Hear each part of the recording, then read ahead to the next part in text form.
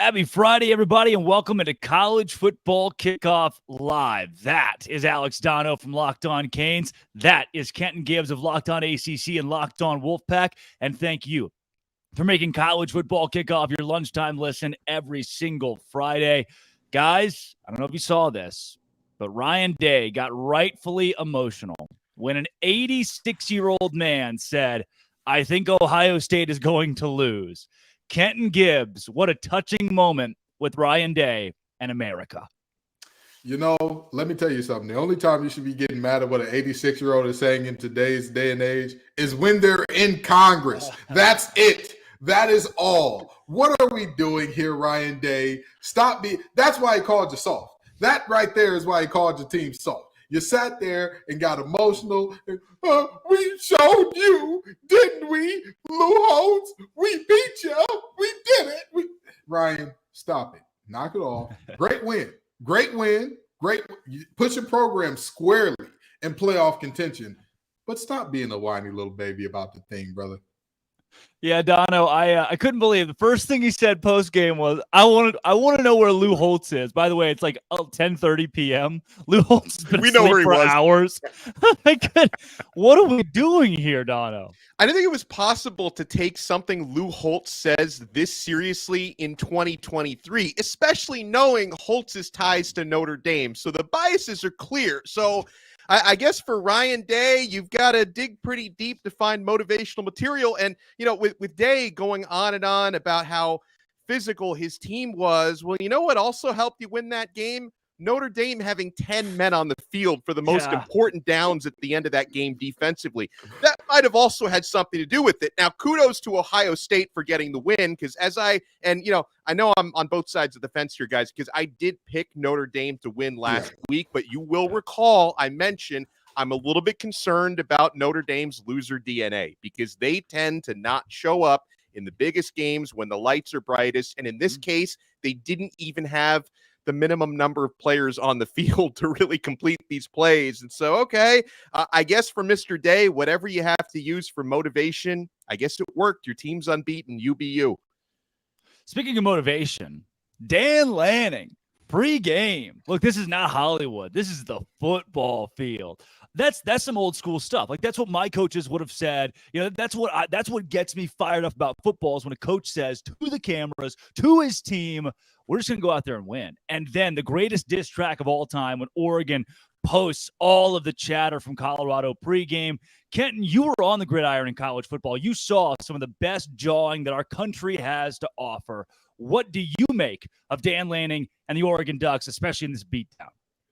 They officially announced it. They officially told us. It wasn't said before. It was informal before this, but they've officially told us Deion Sanders is the Baba Yaga of college football. He is the big bad boogeyman. They are terrified. They are shaking in their boots. I don't think y'all understand how Oregon, of all teams, of all universities, Oregon, 50 combination, Oregon, more expensive facilities than anybody could imagine, Oregon, Phil Knight testing out everything that he can to give them the advantage. Oregon, that team is talking about, we're here for substance, not flash. Brother, that's what everybody's been saying about y'all for the last 20 years. That is literally the exact talking point that people have used when recruiting against Oregon, and now you're trying to flip it on his head to use it against somebody else. I'm telling you right now, these teams are shaking in their boots, and it's going to be okay. It's going to be all right. Y'all not even going to be in the conference with them no more. You don't got to worry about it. Colorado just became the Big 12's heavy hitter. You're good, Dan Lanning. So, good for you. I know you're going to lose a lot of recruiting battles coming up here, but more power to you. You won this game, and you won it going away. Great job. I was wrong. You were right, Dan. You did it for substance, not for the clicks, even though you invited the cameras into the pregame locker room for the first time in quite some time. But look, see, Dono, I am a whatever it takes guy. If this is what it takes to beat the brakes off Colorado, then you go out, you say whatever you want to the 18 to 22-year-old kids. Obviously, it worked. Are you pro Dan Lanning here? No, I'm pro. I thought that speech was one of the coolest things ever. And I get what Kenton is saying about the facilities and the million jersey combinations, but I disagree with part of that about Oregon being Hollywood, because that football team is built to play physical smash mouth football. And that was the big difference in that football game, because Colorado is built more like a Hollywood attraction. So that speech, listen, it's not surprising that people took it the wrong way and some feathers were ruffled, because it's just society. Like if you sound like you're throwing shade at anybody, people are going to take it the wrong way. But I love that speech. It's listen, Coach Prime is obviously making Colorado better, despite what we saw on the field last week. He's making that program better. He's revolutionizing college football. But that team is more of a reality show than a football team. Like Coach Prime, I see this guy more in commercials than I see him actually on the sidelines coaching. Not to take anything away from his work ethic, I'm just showing you how many commercials this guy's in. So I think that's a powerful motivational tool to say, hey, we're going up against a program that's doing all this for clicks, and we're going up against Hollywood, but this game is played on the grass, not in Hollywood. I think that's just a really good motivational speech. Now, the other thing about our society now, Drake, is not only do people take things the wrong way, but everything a coach says these days is on camera, and it's going to get out in some form, right? So, people have been making speeches like that for 20, 30, 40, 50, 100 years. Now it gets out, and people are going to take it the wrong way. But that was an awesome speech, and Oregon backed it up on the field. Had they lost the game, that would have been pretty darn embarrassing for Mr. Lanning, but they went out there and they smashed. So I love the way that went down. They smashed, man. They smashed. That word means exactly what you think it means. It means exactly what you think. Oh, dude, talk about guys who aren't smashing, especially before marriage. Dabo Swinney had another rough week this week. I mean, at this point, you can't be Fire Dabo, right? We aren't threat level midnight yet, but we continue to have this conversation grows and grows. Kenton, you're locked on ACC. This thing doesn't look good. Mr. Garrett Riley, come on in the room. Brother, you're on fraud watch. You're on fraud watch. You may be you're a few seconds away from being called one of the biggest and worst Nepo babies in all of college football, to the level of Ferentz son. I'm telling you that right now. You have that giant behemoth of a back listed at 235, looks like a healthy 245 to 250 in Phil Maffa. You have a human pinball, a guy that you can use in multiple ways, and Will Shipley back there. He just finds he's the new version of CMC, basically. He can do it on the air. He can do it in the ground. However you want it done, he can give it to you. And yet, on 3rd and 1, you put your quarterback in position to throw a screen. You're on fraud watch. Fake Watch Buster is about to pull out the diamond tester, brother, because you're looking bad. You're looking real funny in the light. But not only that, Clemson's defensive front is a very interesting group. They're not looking like the Clemson front of old. You're used to, I've always said this about Clemson. They always have at least 2 guys that are dominant, they have their way up front. And this year, it just hasn't happened. Xavier Thomas has come on and been a revelation. He's looked amazing so far this year. And then you're thinking, well, if he looks amazing, Tyler Davis is going to look great. And Tyler Davis, we about to put out an APB. We about to put out a bolo. Be on the lookout, because we need to go see you, Tyler. Come on. We need you, brother. If Clemson is to dig themselves out of this hole, because fun fact about Clemson right now, although they are 2-2, their 2 losses are both conference losses. They're at the bottom of the conference with Boston College. Yeah. If they're to pull themselves out of this hole, Tyler has to show up at a high level, because when he shows up, it takes the pressure off of Jeremiah Trotter Jr., off of Barrett Carter, off of that secondary that we just saw one of their top corners go down and all that. And the defensive coordinator over there has to answer some questions as well, because they stopped the run effectively all game, and you don't want to go too high in one of the biggest situations in the game after your starting corner goes down, when you've got 2 receivers that are averaging 6'5" and a half. Yeah. And when your corner gets dunked on, what do y'all say? Well, he just made a great play. No, you idiot. You left a corner that was a backup on an island with Keon Coleman, and you get what you get. Sorry to go on that monologue, but it just had to be said. Oh, yeah. There are multiple coaches for Clemson that y'all are on fraudulent. Right. We're hearing and you gave the examples of the athletes. Dono, when you sit here, do you put it on the coordinators, on Dabo Swinney, on the NIL, on the portal? I mean, where do we go? Where's the root of this issue? Because something obviously is not going right at Clemson. Well, all of the above, and also pretty dreadful in-game coaching decisions, because like Kenton was talking about, the play calling and the clock management down the stretch of that game was awful. I mean, I have to give a certain amount of credit to Florida State because good teams find ways to win. And I'm a firm believer of you make your own luck. And part of winning a football game is your coaches making less mistakes than the others. So I have to give credit to Florida State. But at the same time, Clemson, they snatched defeat from the jaws of victory in that game. That should not have been an L. They were just purely physically, for most of that game, the better team out there on that day at home, and they couldn't get it done. And I want to pick up on something that Kenton was talking about with coaches on Fraud Alert, and I want to talk a little bit about Garrett Riley, okay? Guys, we used to always talk about the Madden curse. I'm not sure if Drake is even old enough to remember when the Madden curse was What's really Madden? a thing. I don't. But we all know Madden, after? but the Madden curse hasn't been a thing for a while. The new curse, I think, is the Broyles curse. So this Broyles award, it's given out, this award, annually to the top assistant in college football. And as you can imagine, a lot of Broyles Award winners, they get jobs elsewhere, whether it's a move to be a coordinator somewhere else or a head coach. So these last couple of years, I'm tracking this Broyles Award, and I know this all well and good because a couple of years ago, the team I cover, Miami, went and hired the Broyles Award-winning at the time offensive coordinator in Josh Gaddis from Michigan. It was an unmitigating disaster. It was, I don't know how this guy, I guess Jim Harbaugh was the one calling the shots up there when he was at Michigan, and that didn't work out. Garrett Riley last year wins the Broyles Award, and it's certainly not paying dividends at Clemson. So I'm going to start even tracking deeper years on this Broyles because that might be the new curse. It's not about Madden anymore. It's the Broyles curse. Mike Broyles, 1964 national championship head coach at the University of Arkansas, who played on that team, who was the starting center on that team. Jerry Jones. Yeah. Unbelievable college. But look, this is proof that guys can just sit around and say names for hours on end, and it's the most fun game. Speaking of fun games, the biggest game of the week, the funnest game of the week, Ole Miss, LSU this week on the gridiron in our biggest game of the week. Let's bring in Stephen Willis with Locked On Ole Miss.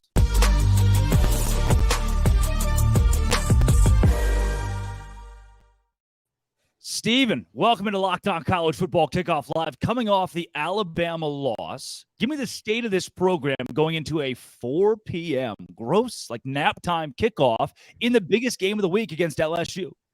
Listen, we went into Alabama, and everybody talked about how Ole Miss had a real chance to win this game. And the first half of that game, it played out to where Ole Miss did have a chance in that game. And the defense played fantastic. But this is what we found out Saturday. Nick Saban's in Lane Kiffin's head. And the second quarter of that game was almost coaching malpractice. And as it got on and Alabama was still in the game and Ole Miss was up 7-6 at halftime, and you're like, well, we kind of know where this could go. And then sure thing, they kick a field goal. They make a big play where Jalen Milroe gets absolutely drilled and complete a touchdown pass. And it turns into like He-Man, by the power of Grayskull, that type of thing. And Alabama is Alabama, and they're the team that we all expected they could be, at least for a quarter and a half. This is an Alabama team that could probably lose 2 games this year. But in that quarter and a half, there was a jolt of energy, and you saw those 4- and 5-star players play like 4- and 5-star players. Now, I say all that to say this. Lane Kiffin wrote a lot of checks last week.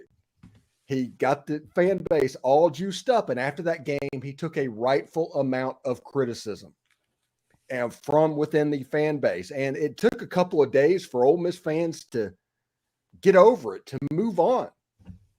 Ole Miss has LSU Saturday afternoon, the Magnolia Bowl, which, by the way, this game being played in September is absolutely ridiculous. This game belongs at Halloween. It needs to be at Halloween. But the fan base they're going to try and force themselves to get juiced back up, but they were let down pretty considerably after last weekend. Yeah. So let me ask you this, Stephen. In terms of, we know that the fans are the fans, and when you lose, you're going to be the worst thing in the world, and when you win, you're going to be the best thing in the world and all that. But in terms of the temperature of the locker room and their chances in this game, talk to me about what you're looking at as far as, like, have you heard great things coming out of the locker room in terms of, like, hey, they got their heads up, they know everything's still in front of them, or is it like, there's a leery feeling around this team in general at the moment? I don't know if there's a leery feeling around this team. The coach has the cornerback mentality. Going back and talking about that, Lane Kiffin turns the page. You can't be the internet troll that he is without, leaning on receipts. So I think the team is going to bounce back. Usually when the offense is clunky, like last year against LSU, the offense didn't look particularly good. Against the next Texas A&M the next week, Quinshon Judkins ran for over 200 yards. So I think they will be fine this early in the season. The Alabama game obviously is the most important game on the schedule for Lane Kiffin. He acts like it. He just acts differently. He calls the game differently. I don't know if the team is going to read too much into that. But we'll see. This LSU game is probably the difference between Ole Miss planning to go to as high as an NY6 type bowl and Ole Miss going to the Music City Bowl. That is probably what this LSU game means. Well, and on this matchup, Stephen, obviously it's a really important game, and LSU are slight favorites on the road here. What do you see as being the biggest challenges going up against the Tigers? What concerns you most? I think it's their front seven, because whenever you get told over and over again that you're an offensive genius, which people have done with Lane Kiffin for the last couple of years, you start to believe it. And Ole Miss has been sticking with running the second and third level RPOs. They're kind of slow developing plays. And that works fine against Mercer and Tulane and Georgia Tech. But whenever you play against Alabama, when you play against LSU, when you play against Georgia, that 3 seconds to make that play develop is all of a sudden going to be 2 seconds. And that's going to cause mistakes to happen. And I think that's one of the reasons why the major ranked win for Lane Kiffin hasn't come in a couple of years for Ole Miss. So if he is willing to tweak, I mean, there's not much that he has to do, but if he does that, you have a chance for this Ole Miss team to look a little bit different and put this team in a better position to be successful, because LSU's front seven, they're just as athletic as the guys that just played against Ole Miss. You have to earn the right to throw against that secondary, because that secondary is not particularly good. That's transfers from like Nicholls State and Southeast Louisiana. But you have to earn the right to be able to throw the ball downfield. And if LSU knows that the quarterback's going to have the ball for 3 seconds, he's going to be in the same spot, Harold Perkins is going to get home. I mean, that's just the way that works. But if you have variance in the tempo of when you release the ball, moving the pocket, running different stuff, zone schemes, gap schemes, run draws, run screens. If the defense doesn't know what you're going to do, this Ole Miss offense has a chance to be really, really explosive. But if they get predictable, LSU's going to eat them up. Hey, Steven, I know looks can be deceiving, but honoring the 2003 team is a weird look. Why is this the thing that's happening this weekend? Okay. Ole Miss was talking whenever they refer to this team as a Western Division champion. They got a trophy. I get that. And all of that. That's a horrible look, especially against the team that won the game. Yes. But that 2003 team was probably the best football team that has played at Ole Miss in the last 50 years. They deserve to be honored. It's 20 years later. Just don't talk about the SEC West Coast Championship. Talk about the fact that they went 7-1 in the league. You win 7 SEC games at Ole Miss, that's worth having a parade over. Maybe concentrate on that instead of this silliness about the Coast Division Championship. Boy, I was there. You know, I've seen the trophy. I know that it happens. I've looked at the record book. Ole Miss is on their record book. Everybody knows that LSU played in that championship game. Everybody knows that LSU won that national championship. And whenever you do that, it reeks of Central Florida putting up a national championship banner. Hang the banner. Hang the banner. Ole Miss, co-West Division champions in 2003. Let's throw them a parade this weekend. That's Stephen Willis of Locked On Ole Miss. He's got LSU Tigers this week. Stephen, thanks for joining Locked On College Football Kickoff Live. No problem, guys. Thanks.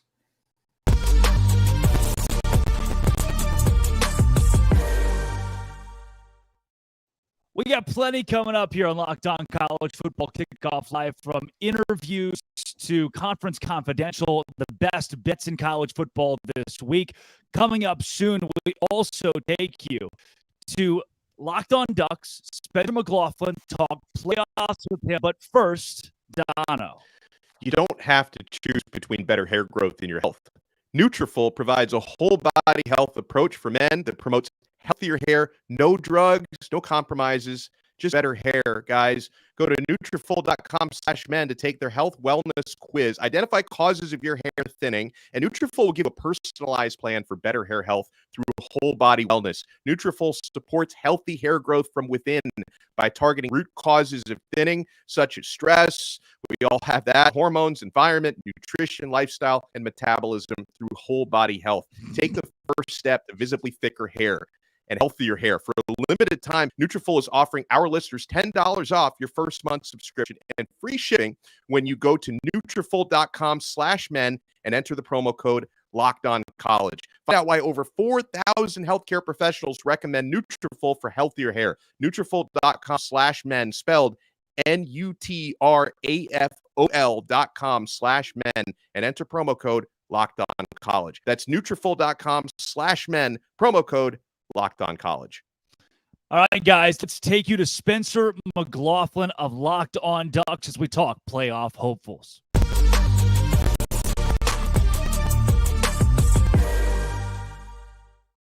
Spencer McLaughlin joins Locked On College Football Kickoff Live, affectionately known as Smiley around the office. Spencer, look, this Oregon Ducks team, some people will say that they proved it against Colorado and Deion Sanders. Other people will say, hey, Colorado's still fraudulent.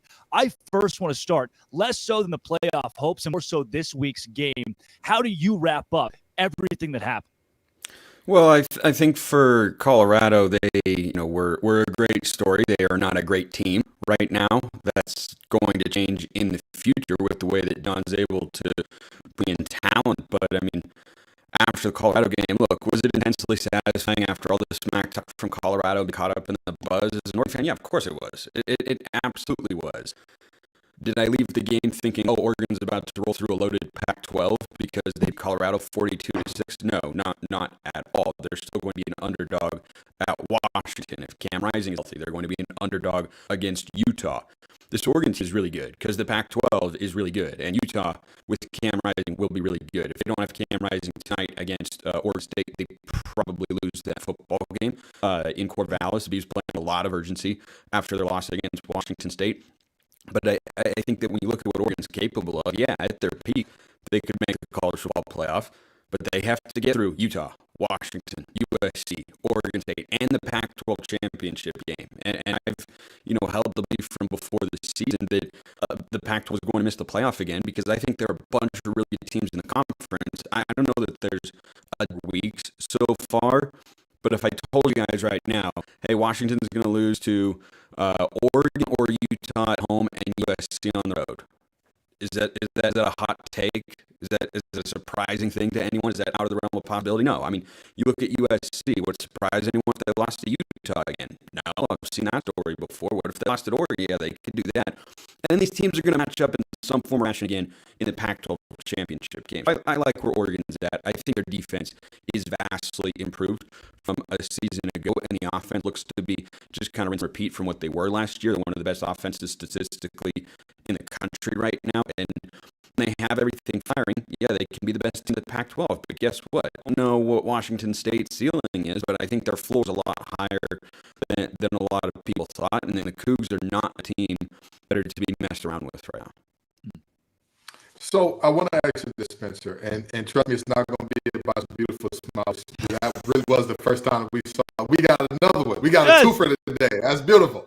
But in terms of this Oregon team, and you say like, hey, they're good, but they're not quite world beaters. What is the one thing that concerns you to say like, if a team is to beat us, they'll have to exploit this thing? It's still the defense. The defense has faced a couple of, I think, solid tests. Texas Tech on the road and Colorado at home. They could not have played better against the Buffs.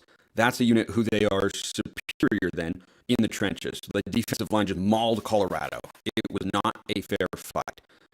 What does the defense do against USC and Washington, where it is going to be a fair fight? I still expect the defensive line to have some modicum of success in those two matchups, but it's going to be different. The secondary was dominant, but Washington and USC have better passing attacks. And I think that with Washington State as well, it's kind of comparable to the Colorado against without Travis Hunter on the other side of things. And I think there's just an element of unknown in that sense. Now, if Oregon is a good enough defense to, let's say, go 12-1 and win the Pac-12, this is what the defense, for the most part, would have looked like so far. But they're still trying to clean up the penalty problem. They're averaging 75 penalty yards a game right now. And if you do that at Washington, if you do that at Utah, if you do that against USC, or heck, against Washington State or Oregon State, that might be one too many extra opportunities and could cost you a football game. Like, Oregon has 70 more penalty yards at Washington. I don't know how they're in the football game. That'd be pretty darn tough. They escaped against Texas Tech. They had 100 yards. And that has improved over the last couple of weeks. The penalties have continued to come down, but they are not where they need to be. So I think that element of it still is kind of in the back of my mind, making me wonder, is this team at that level? They have looked that way against their opponents so far, but bigger tests still Well, you've done a great job of very humbly breaking down reasons why Oregon may not end up winning the Pac-12 and may not get into the playoffs. But if they are able to do that, Spencer, if they're able to, let's say, run the table, what would be the primary drivers behind that? How would that happen? It starts with 18th-year quarterback Bo Nix, of course.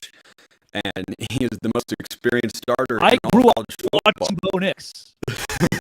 Yeah, we all did. I mean, it's crazy. It was just the second year of the Mario Cristobal era when he made his first start, and gosh, that was a lifetime ago in that neutral site matchup against Auburn in 2019. And I mean, it's just thrilled that we've gotten us to take it for what it is. I mean, having him at the helm gives Oregon fans the utmost confidence, as long as he is healthy, that the Ducks have a signal caller that can get you to the playoff, that can play at that sort of level. The end of the season got derailed a bit when pocket passer.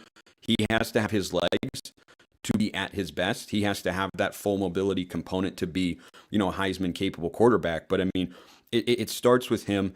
The offensive line's replacing a lot of pieces. So far, I think they've mostly passed the test. I want to see how they're able to run the football against a good front four in Washington, up in Seattle. But, after not running the ball well against Texas Tech on the road, they've run it exceptionally well each of the last couple of weeks, albeit against some weaker opponents there. But the offensive line's holding up in pass protection. Bo Nix looks really good. His weapons are deep. I mean, every position, I think you've got at least one NFL player. I think Terrence Ferguson, the tight end, is an NFL guy. Troy Franklin, of course, probably one of the top 5 receivers taken in the 2024 class. And then you have a couple dynamic running backs, one of whom is out with an injury right now in Noah Whittington. But Bucky Irving is the name that everybody knows, preseason first team, all Pac-12 kind of guy. So the offense has got all the tools, and I think the defense on paper is more talented than they were a season ago, and they still have something left to prove in that sense, but the early returns have been really, really good. So I think that Bo Nix, with his weapons and a more physical front four to pressure quarterbacks than what they had a season ago, those would be the reasons why, if Oregon gets to the playoff this year, God willing, that I'd be able to look back and say, yeah, this is how they got there. This is why Oregon was able to improve on their results from a season ago, is because Bo Nix is really good.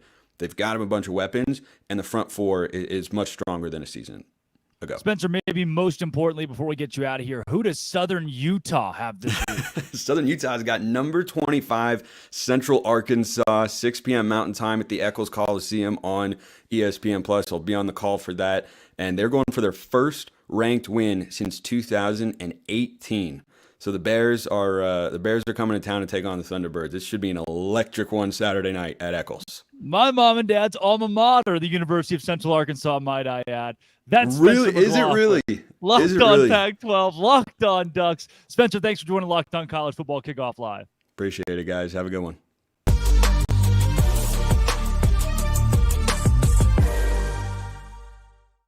So the whole buy or sell thing on Oregon, what I struggle with here is you've got a Utah team that got to face here in a couple of weeks who just held UCLA and Chip Kelly to 7 points, and they were late fourth quarter 7 points. This is a defense in Utah that will dominate the Pac-12. They won the league 2 years in a row. They get Oregon at home. This conference runs through Salt Lake City. Dono, I don't see Oregon being a college football playoff team because I don't see Oregon winning the Pac-12. Well, right. And the second half of that Utah conversation is they've already been dominating with their defense. And at some point, whether it's tonight or in the near future, their star quarterback, Cam Rising, is going to be back, which should elevate their offense because obviously, the offense was underwhelming against UCLA, but they didn't have to be any better than that because they had a pick 6 in the game and the defense was completely dominant. So I would figure when it comes to trending higher and higher, Utah would be the team to do that. Not only, as Spencer kind of touched on, Utah has had Oregon's number in recent years. So none of that bodes well for the Oregon Ducks in comparison, but I do still see Oregon as a really, really, really, really good team. And I don't think that what they did against Colorado last week was strictly about Colorado being frauds or whatever else. I think we're going to see Colorado have a lot better offensive games in the near future. But to your point, I think Utah is the team to beat. Yeah, Kenton, do you change your mind about Oregon at all after the Colorado game? No. Let me quote NBA Youngboy's song, Fresh Prince of Utah. It's going to be a parade in Salt Lake City, yeah, because that team is that Utah team is something special. And I don't know why. I don't know what it is about Utah that makes everybody look away in horror like, it's ugly football. They can't be winners. They can't be good in the Pac-12. They're back-to-back conference champs, returning a ton of talent. And we're all just like, yeah, somebody's going to unseat them. We thought that they weren't going to win it the first year. And then we said, oh, well, Utah can't go back-to-back. Oh, well, they're bringing back their quarterback after going back-to-back. They're bringing back most of their talent after going back-to-back. But we still believe. We're still looking and searching. We're like Scully and Mulder and X-Files. I want to believe in somebody else, but we just can't do it. You can't do it. I'm sorry. With all due respect, Bo Nix has been playing quarterback in college football since the beginning of time. More power to him. I'm sure he was playing back there when the helmets were soft and all that. Good for him. But the reality is simple. No amount of Bo Nix, no amount of saying we don't do it for the clicks, no amount of Alton Stadium getting loud, rowdy, screaming, yelling, busting eardrums is going to make that team better than Utah. I'm sorry. Well, and let me add something else in, because I'm sure there's probably people watching this and listening to this like, well, how come they're not bringing up USC? I mean, they've got the reigning Heisman Trophy winner and Lincoln Riley. Like, to me, I don't quite put USC in that conversation either, because I don't think they have the defense that they're going to need to have to win the Pac-12. So I'm not ignoring them. I'm not sleeping on them, but I don't think they're above Utah in the pecking order either, as we saw in last year's proceedings.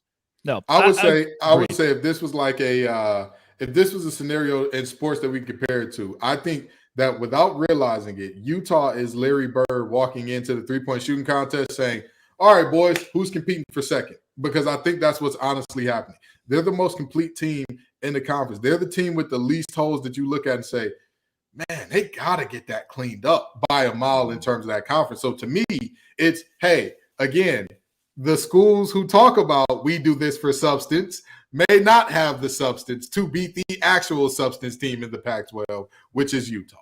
Yeah. And if you're a fan of any of a Washington State or Oregon State, a dark horse, sure, right? There are teams that could sneak up and win this league. Oregon could, but it's Utah's Pac-12 until somebody else proves otherwise. This is eBay Motors Locked On College Football Kickoff Live until somebody else proves otherwise, Dono. And I don't think anyone will, because, folks, passion, drive, and patience, what brings home the winning trophy is also what keeps your ride or die alive. eBay Motors has everything you need to maintain your vehicle and level it up to peak performance. From superchargers, roof racks, exhaust kits, LED headlights, and so much more. Whether you're into speed, power, or style, eBay Motors has got you covered. With over 122 million parts for your number one ride or die, you will always find exactly what you're looking for. And with eBay Guaranteed Fit, your part is guaranteed to fit your ride every time or your money back. Because with eBay Motors, you're burning rubber, not cash. With all the parts you need at the prices you want, it's easy to turn your car into the MVP and bring home that win. Keep your ride or die alive at ebay.com/motors. eBay Guaranteed Fit, only available to U.S. customers, eligible items only, and exclusions apply. 1 second, guys. I'm getting a hotel phone call.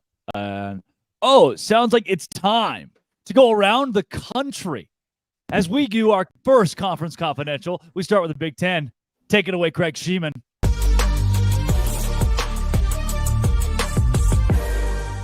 everybody's still talking about Ohio State's impressive road win last weekend in South Bend, Indiana against number 9 Notre Dame, and good scheduling by the Buckeyes. They get the week off. Congratulations. The Michigan Wolverines hit the road for the first time this season. They play at Nebraska. Keep an eye on the Huskers quarterback situation when Jeff Sims comes back from that high ankle sprain, because Heinrich Harburg is 2-0 in his place. He's done a pretty nice job. If Penn State annihilated Iowa last week, what are they going to do at Northwestern this week? Although kudos to the Wildcats. They've doubled their win total already from last season. They had that 21-point deficit they erased and won in overtime against Minnesota last weekend. And don't look now, but the Maryland Terps could be 5-0 if they beat Indiana this weekend. Of course, the Hoosiers needed 4 overtimes to beat Akron at home last week. Illinois is at Purdue. First-year Boilermaker head coach Ryan Walters was the defensive coordinator at Illinois last year. He wants to win this one. By the way, the Boilermakers have yet to win a game at home this season. Michigan State travels to Kinnick Stadium to take on Iowa. The Spartans and the Hawkeyes are both struggling right now with their identities, although the Hawkeyes somehow are 3-1 at this point. 2 non-conference games, Wagner at Rutgers and Louisiana at Minnesota, round out the schedule around the conference this week. Enjoy the games. I'm Craig Sheeman for Locked On Big Ten. 5 games on the slate in Week 5 for the Pac-12, and the best one comes on Friday night in Corvallis. Spencer McLaughlin here for Locked On Pac-12. Oregon State goes back home, which is where they need to be right now after the loss they took in Pullman on Saturday, in which their defense allowed Cam Ward to go for over 400 yards. He threw 6 incompletions, accounted for 5 total touchdowns. It was not an inspiring effort from Oregon State's defense, which has been a staple of that team the last couple of years. They might be taking on Utah backup quarterback Nate Johnson again on Friday night for the Utes. Offensively, we might see him on the field, and that's an opportunity for the Oregon State defense to rebound. And it's not overstating things to say Oregon State's goals are within reach, but on the line this Friday against Utah. If they want to reach the Pac-12 championship game for the first time in program history, they have to win this football game. No ifs, ands, or buts about it. Asking a team to go 7-0 just to have a chance to get into the conference title game is not reasonable with the way the Pac-12 has looked as the best conference and the deepest conference in America right now. Colorado goes to USC this week. USC is going to win that game pretty comfortably, I imagine. The question is, what does Colorado look like coming back home off of the blowout loss last week against Oregon? But Utah and Oregon State, that's the headline game on Friday night. No Cam Rising once again. DJ Uiagalelei completed just 50% of his passes against Washington State on the road. Can he be better against the Utes defense, which has looked like the best in the conference through 4 weeks so far? The Utes are 4-0, and they played their closest game of the year last week at home against UCLA, but they have to do it on the road against an Oregon State team that is 13-1 at Reser Stadium over the last couple of seasons. Those are the headline games. Don't sleep on Arizona and Washington. The Huskies have been blowing everybody out all the time. Are they going to do it again? They're 18-point favorites on the road in Tucson against a sneaky and quiet 3-1 Arizona football team right now. That's it for Week 5. Tune into Locked On Pac-12 on YouTube or wherever you listen to your podcasts.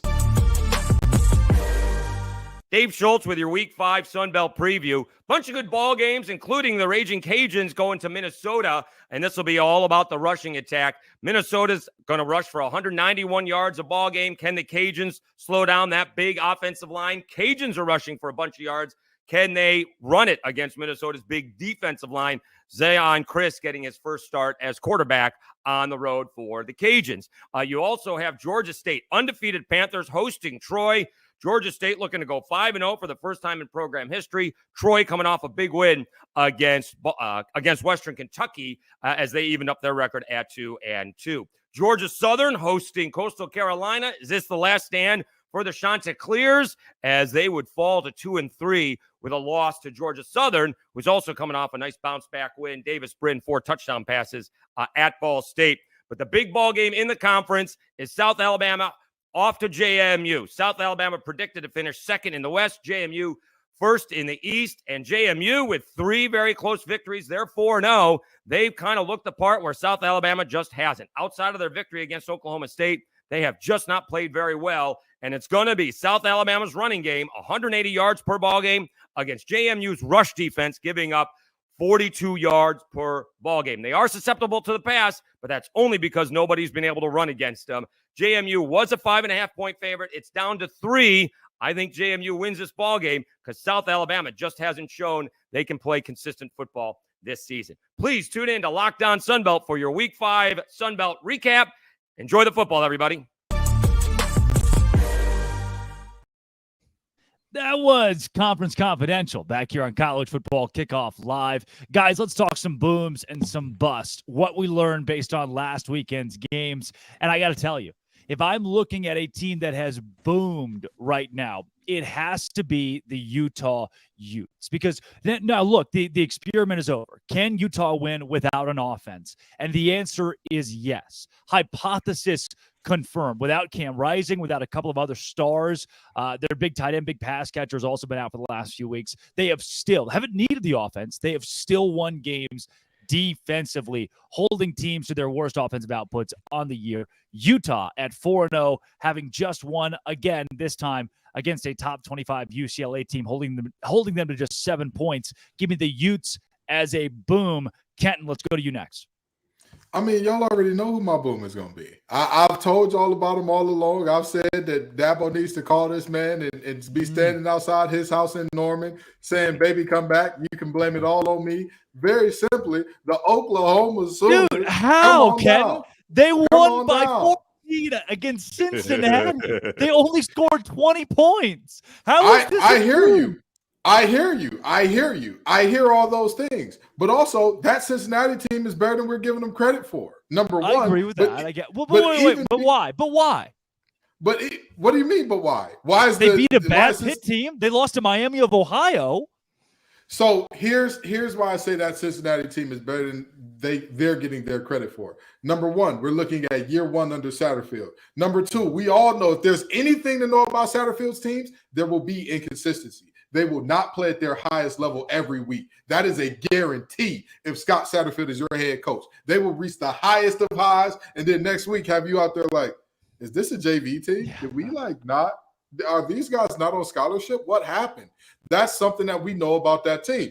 But the fact of the matter is, handling business in games where you should handle business is something that I value a lot. I don't care what anybody says. I don't care how anybody cuts and slices it. That is why I don't do rankings up until week 4, because for me personally, it's meaningful to me if a team is handling business and not playing around with their food because somebody else is going to eat it in these early weeks. And to me, Oklahoma has done that again and again and again, including a game where many people, not going to say any names or point to any beautiful heads of hair on this show, me and Dono are bald, so I don't know whose head of hair we're talking about, predicted them to be upset.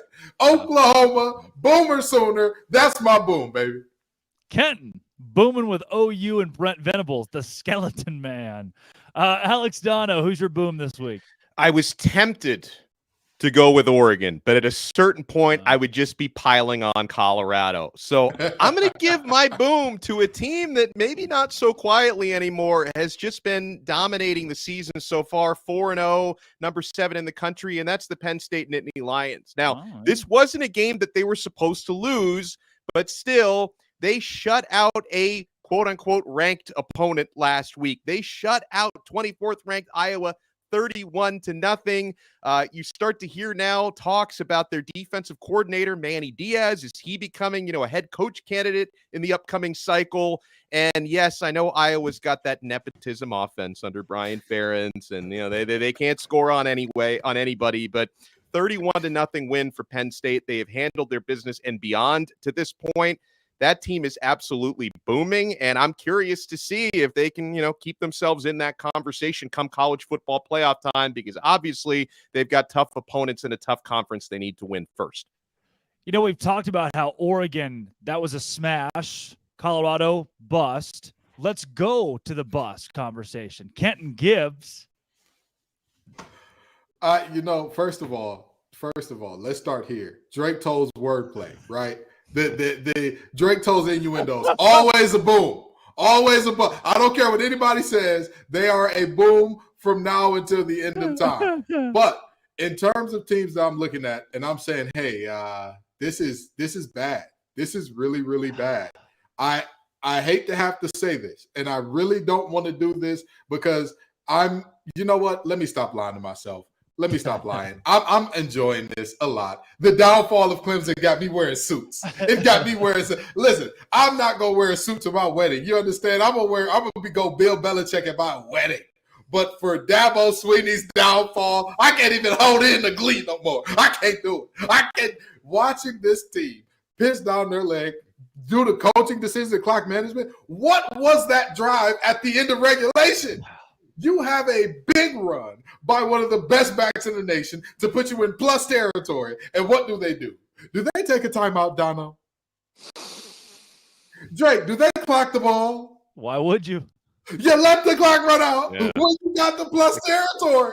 What a unserious group. Oh, my God. Clemson, I'm just going to say this, okay? And I'm going to leave it here. Dabo, I really and truly hope that you embrace the portal and you embrace all the new things and all that. But I'm telling you, it's going to be an enjoyable ride watching y'all be this bad this year. Oh, it makes my heart smile. It makes me smile with my heart. It makes me drop the Spencer McLaughlin smile on them because I got to get one out today. Dono, who's a bust? I'm going co-bus. Clemson is one of mine. There's nothing I can possibly add to what Kenton just said, but I got to go with Notre Dame at the other. I mean, you talk about snatching defeat from the jaws of victory. You're at home against a good Ohio State team, but finally an Ohio State team that looks by their own standards kind of average. And for the first time in a long time, they don't have some version of Superman playing quarterback for them. So you're at home in South Bend and you hold Ohio State to just 2 touchdowns in the game. McCord doesn't even throw a touchdown pass in that one. They're like 8-9 deep and former 5-star recruits at wide receiver. They can barely get these guys the football. They've got the top receiver in last year's class. Brandon Ennis can't even get on the field these days is what's going on there at Ohio State. And then you've got 10 men on the field on defense for the most important final 2 plays in the game. So listen, again, I said this about Florida State earlier. You got to give credit where credit is due. You make your own luck. Good teams find ways to win. But at the same time, how do you give that game away? I've got to go with Notre Dame as a bust. Wow. Mine comes out of the Big 12 this week because this team, they were not supposed to be great this year, but they have I'll say legendary head coach because you're going to look back and say, oh yeah, he was at the same place for a million years. That's Mike Gundy at Oklahoma State. Every 3 or 4 years, we have the same conversation of, is it time to fire Mike Gundy? His team is 2-2 with a 33-7 loss to South Alabama, and then a loss to an Iowa State team that has losses to Ohio, where they put up 10-7 to Ohio. Oklahoma State just allowed 34 points to Iowa State this week in a 34-27 loss. They don't run the ball well with Ollie Gordon. They finally decided to run it with Ollie Gordon this week, their star running back. Earlier this year, he wasn't getting carries. They couldn't figure out who the quarterback was. They finally said, you know what? We're going with Alan Bowman. That's right. Texas Tech Alan Bowman, who was so bad at football that Michigan said, hey, come be on our staff. We'll call you a player, but you're just going to sit on the bench and coach up our young guys for 2 seasons. Now he's a starting quarterback at Oklahoma State. What did he do against Iowa State? 23 for 48, 278 yards, a couple of touchdowns, a couple of interceptions. Bad is what he did. He was outshone by a kid named Rocco Becht, the Iowa State quarterback who had 350 yards and 3 touchdowns. Mike Gundy, the seat is hot. Oklahoma State is a bust. They should have been a 9-win team this season with the easiest schedule in the Big 12. Guys, we have time for Uno Mas boom. One more boom. Dono will take it to you. Well, then I've got to go with Oregon. I apologize, Buffs fans, even the ones who have been fans of Colorado for more than 6 months, the 7 or 8 of you out there, I apologize. I apologize for piling on. But listen, man, Oregon goes up against the most hyped team maybe in a generation, right? When it comes to it. I know Coach Prime is he's probably rightfully trying to deflect away from his players and say, make me the target, like try not to make, which is an admirable thing that Coach Prime is doing. But his team is going to be a target all season long. For the remaining, 8, 9 teams on his schedule, they're going to treat that game like it's a national championship game. Teams will get up for that. But you know what? Oregon not only got up for it, that Dan Lanning speech before the game, and then they lived up to it with a 42-6 victory. So Oregon comes off looking great because guess what? There were a lot of eyes on that game that maybe aren't regular Pac-12 viewers. Maybe they don't usually stay up until, 1 a.m. to watch the end of an Oregon game, but they were watching that game because of how Hollywood and how hype that was, and Oregon completely dominated. So they're a boom for me. Boom. Kenton, one more boom. Well, I know that some Longhorn fans probably got mad at my last boom, and so I'm going to include the entire Red River rivalry in this thing. Let's get the Longhorns as my second boom. The 2 Big 12 teams headed off to the SEC, definitely my booms here. Texas has not played a single-digit game all year, and that includes playing Alabama. Yeah. Like that's very, very interesting because when you look at this Texas team, you say they have all the pieces, but are they mature enough to show up every week? That's the big question about this Texas team. Are they mature enough to show up? Are they experienced enough? Are the guys that they have on this roster, can they do it every week? And trusting 18 to 22-year-olds to do that, it's a tall order. That's why I'm not a betting man in general, but even if I was, I wouldn't touch college football with the next man's money. But Texas has consistently shown up and not only done what they're supposed to do, they've dominated every single week. And so, I've got to give Texas their love. They have shown up. They've shown out to be a national contender. And so I'll give them their guts when they got it. And they got a great team this year. We're missing 2 teams here that have flown under the radar that I'll bring up in a couple of booms. Washington State being one of them. Now with this win against Oregon State, I think it's time to start talking a little bit more about how they could be a dark horse in the Pac-12. And at this point, the dark horse word is used loosely. I mean, they're a top 20 team. Cameron Ward has become one of the best quarterbacks, not just in that conference, but now in the country as America turns its eyes and says, hey, who is this Cam Ward guy? Who is this Washington State team? They've got a legitimate chance to make some waves later on this year. They're 4-0 right now. And then North Carolina, 4-0 for the first time in a couple of decades. Now, after a 41-24 win against Pitt, they have proven, hey, look, we are not to be overlooked. Drake May's a good quarterback. Mac Brown can still coach. North Carolina can make some noise in the ACC. Both those teams deserve some love as booms this week. Now, before we get into the rest of the show, we got a ton packed together. Sell Me Why is coming up with some wild spreads this week. But first, there's only one way that I get this luscious, thick toupee to grow, Dono. And that is Nutrafol. Men, if you're tired of weakening or thinning hair and you want to reach your full hair potential, leading hair growth supplement Nutrafol helps improve your hair growth, visible thickness, and visible scalp coverage. Nutrafol is the #1 dermatologist recommended hair growth supplement, clinically shown to improve your hair growth, visible thickness, and visible scalp coverage.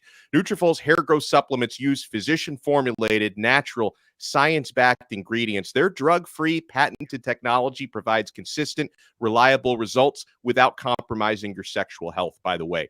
So take the first step to visibly thicker, healthier hair. For a limited time, Nutrafol is offering our listeners $10 off your first month's subscription and free shipping when you go to Nutrafol.com/men and enter the promo code LOCKEDONCollege. Find out why over 4,000 healthcare professionals recommend Nutrafol for healthier hair. Nutrafol.com/men. That's spelled Nutrafol.com/men and enter promo code LOCKEDONCollege. That's Nutrafol.com/men. Promo code LOCKEDONCollege. You're just scrolling along on the YouTube. You see your favorite team. You see Locked On Gators is live. You click on it, and there are 3 random guys talking about college football. Well, we're not so random. That right there is Kenton Gibbs of Locked On ACC, Locked On Wolfpack. That's Alex Dono of Locked On Canes. Drake Toll here from Locked On Big 12, and this is College Football Kickoff Live. From 11 a.m. to 1 p.m., every single Friday, we are your live lunchtime listen, breaking down all the biggest stories in college football and giving you the best bets for this week in the sport. Speaking of, it is time for Sell Me Why. The Colorado Buffaloes are 3-touchdown underdogs for the second week in a row.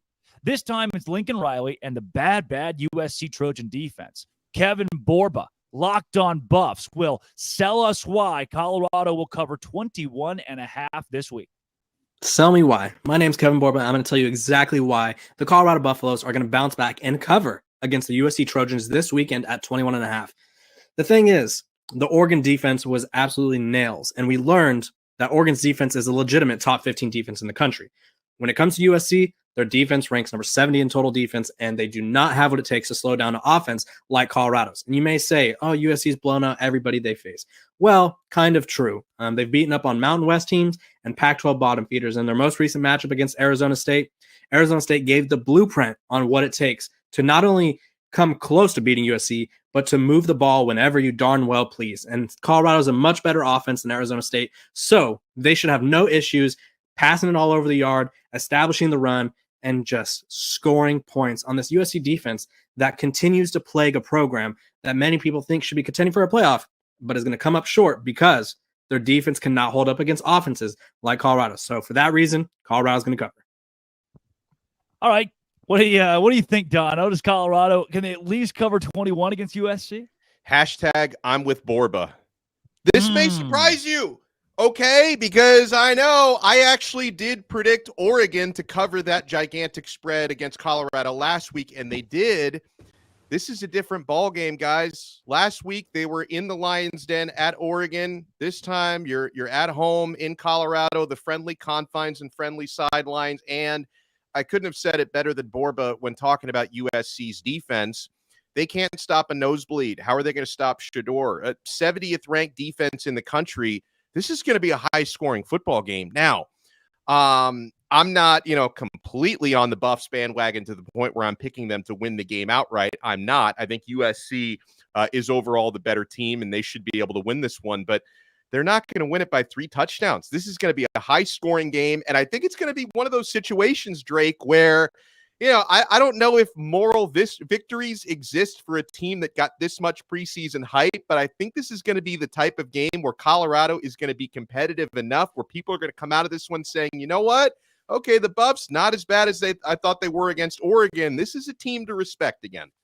Yeah, Ken, to me, you lose your best player in Colorado for at least a couple of weeks, but he was the X factor on defense more so than offense. And against this USC defense, I don't see why Colorado can't put up enough points to at least keep this game within 3 touchdowns. So here's the thing. I said that Colorado's ceiling was about 6 wins. I'm still holding firm to that. However, covering 3 touchdowns and winning outright are 2 entirely different things. Yeah. I for sure have Colorado covering. And this is the reason why, if nothing else.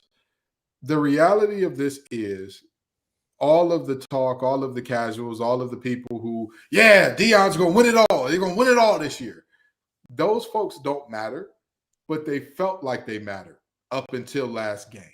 Now Deion and his staff could truly go in. The players talked about the self-scout that they did, where they truly went in and said, hey, this is what we're good at. This is what we're bad at. This is what other teams have seen and all that. And it's hard to tell a player, hey, you need to get your fundamentals down in terms of your first step in your hand placement when you just came off one of the biggest upsets in modern sports history and a 1-win team from last year beating a playoff team from last year. It's tough to tell a kid to get that together. When it's easy to tell a kid your first step has to get better? When you just got your dome split in front of national TV. When another coach has talked all this high cash stuff about your team. I got to make sure we keep our clean rating here. I almost lost it. But when another coach has talked cash money about you and they backed it up, that's when you can tell a guy, you have to do the little things right. I think that Colorado will do the little things right enough to keep this game within 21. I don't think they have the horses in the stable to win, but they got enough to keep within 3 touchdowns. Well, one game that is way less than 3 touchdowns. This one's a nail biter. Florida favored by 1.5. Billy Napier, still the head coach. They are favorites heading into Lexington, Kentucky to take on the 4-0 undefeated Kentucky Wildcats. Here's Brandon Olson of Locked On Gators to sell us why the Gators will cover 1.5.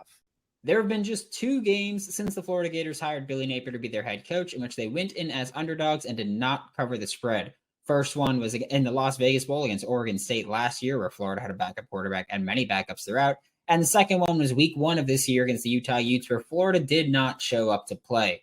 And granted, there was a lot of doubt coming from that. And then Florida since then has shown up when they've needed to show up. They manhandled Tennessee. There's a Florida Gators offense that the run game has been found since that Utah game, and a Kentucky defense that has 41 missed tackles so far on the season, whilst playing teams like Ball State and Akron. So Trevor Etienne and Montrell Johnson should have a lot of fun in this one. And for Florida's passing attack, you keep the ball short and you pick up yards after the catch. That's what you've been built to do, and that's what you've done. So Kentucky's defense, if they don't clean up significantly, they're going to run into some issues, and Kentucky's defense has been forcing takeaways. Florida has 1 interception on the year. That's it. And it was a ball that hit the receiver in the chest and popped up. So this is a Florida team that doesn't turn the ball over, and a Kentucky team that has needed those turnovers to walk away with victories here. It's a Mickey Mouse 4-0 Kentucky team, and the spread opened at 3.5 has been shrinking ever since. Florida might be favored by the time that we get to this game and kickoff at noon Eastern on Saturday. So I'm taking Florida, cover the spread without a doubt. Wow. An undefeated Kentucky team against a Florida team that we've thought would fire its head coach. Kentucky just 1.5 point dogs, it seems, here now since that video is even recorded. So what do we do with this, Dono? I think I like Kentucky here, but maybe Brandon sold me. I think I like Kentucky as well, but this is a coin flip for me. A lot of times when we do these sell me whys, I'm very firmly on one side or the other. Maybe I just want Florida to lose so we can start calling him LinkedIn Billy again or G5 Billy again. But I got to tell you, man, one of the things that I try not to do when it comes to betting on games is overreact to what happened the previous week. But, Florida, they beat the Charlotte 49ers, but they sleepwalked through that game. They only scored 1 touchdown. The rest of it was field goals against the Charlotte 49ers, who they beat 22-7. So that's not exactly a game that inspires a lot of confidence going on the road to Kentucky. So I'm trying not to overreact to that, but at the same time, it's basically a pick'em game. Like Brandon mentioned, the number has been shrinking. I'd probably bet Kentucky money line in this game is probably the way that I'd go. So he didn't quite sell me, but he gave a valiant attempt. Brandon, who is also the producer of Locked On College Football Kickoff Live and can mute any of our mics at any second. Kenton Gibbs, be careful. Kentucky or Florida? Drake, I want to ask you a question, okay? I want to make sure that there's more than just a beautiful head of hair there, that you're more than just the sex appeal of this show. Now tell me this, Drake. Where did Devin Leary last play quarterback? Last week for the Kentucky Wildcats. Is that what you're looking for? What school was he at before Kentucky? NC State. He was at NC State. I watched the young man up close. I watched him, interviewed him, did all the good stuff, and I told myself I'm going to remove my feelings from watching him play and from any picks that I make involving him this year, even though he's gone. And we love him. We care about him dearly. We wish him the best. And I said I was going to get my feelings out of it. However, just like his Heisman campaign started off at NC State, I'm going to start it off this segment the exact same way. Devin Leary delivers. Folks, I'm sorry to tell you, LinkedIn Billy is going to be back. LinkedIn Billy is right around the corner. Okay? They say scared money don't make no money. Well, thank God that young man ain't in Atlantic City, because how would he get back to Gainesville with no? There it is. They muted him. Genius. Wow. Listen, I'm always going to tell the truth, even if it gets me muted, okay? The fact of the matter is simple. The Florida Gators have shown us at times they can be really good. At times they can be really mid. At times they can be really bad. For all that we say about this Kentucky team, that it is a Mickey Mouse 4-0. Let's make no bones about that, right? They have played the Island of Misfit Toys University 3 times in a row already. Sure.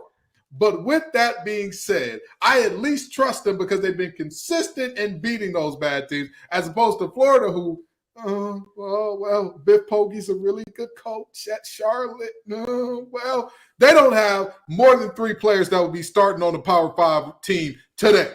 They just don't. Wow. I'm sorry to say that. So the fact that they held you to nothing but field goal, don't worry about it. The big blue wall is coming. Devin Leary delivers. Give me Kentucky clearing the spread here. See, here, my pushback a bit on the Devin Leary thing. You say, where did he play last? And it was last week against Vanderbilt for Kentucky. I mean, I think this is a different Devin Leary. He was 15 for 29 against Vanderbilt, had 205 yards, 2 interceptions to 1 touchdown. He doesn't look like the Devin Leary that we saw at NC State, the Heisman hopeful Devin Leary at times at NC State. He looks like a Kentucky Devin Leary. And so also that being against Vanderbilt, Akron, Eastern Kentucky, and Ball State. And his stats still won't jump off the page. This is where he should already have 1,400 passing yards and 15 touchdowns and be right there in the thick of that conversation. But he's not. So I don't know if I put this game squarely on Devin Leary, but I do think Kentucky gets it done. Their running game, but with Ray Davis where he is, their running game is solid. I think if Kentucky can establish a run against a Florida defense that struggled against Utah in the trenches, that's where Kentucky can win this game.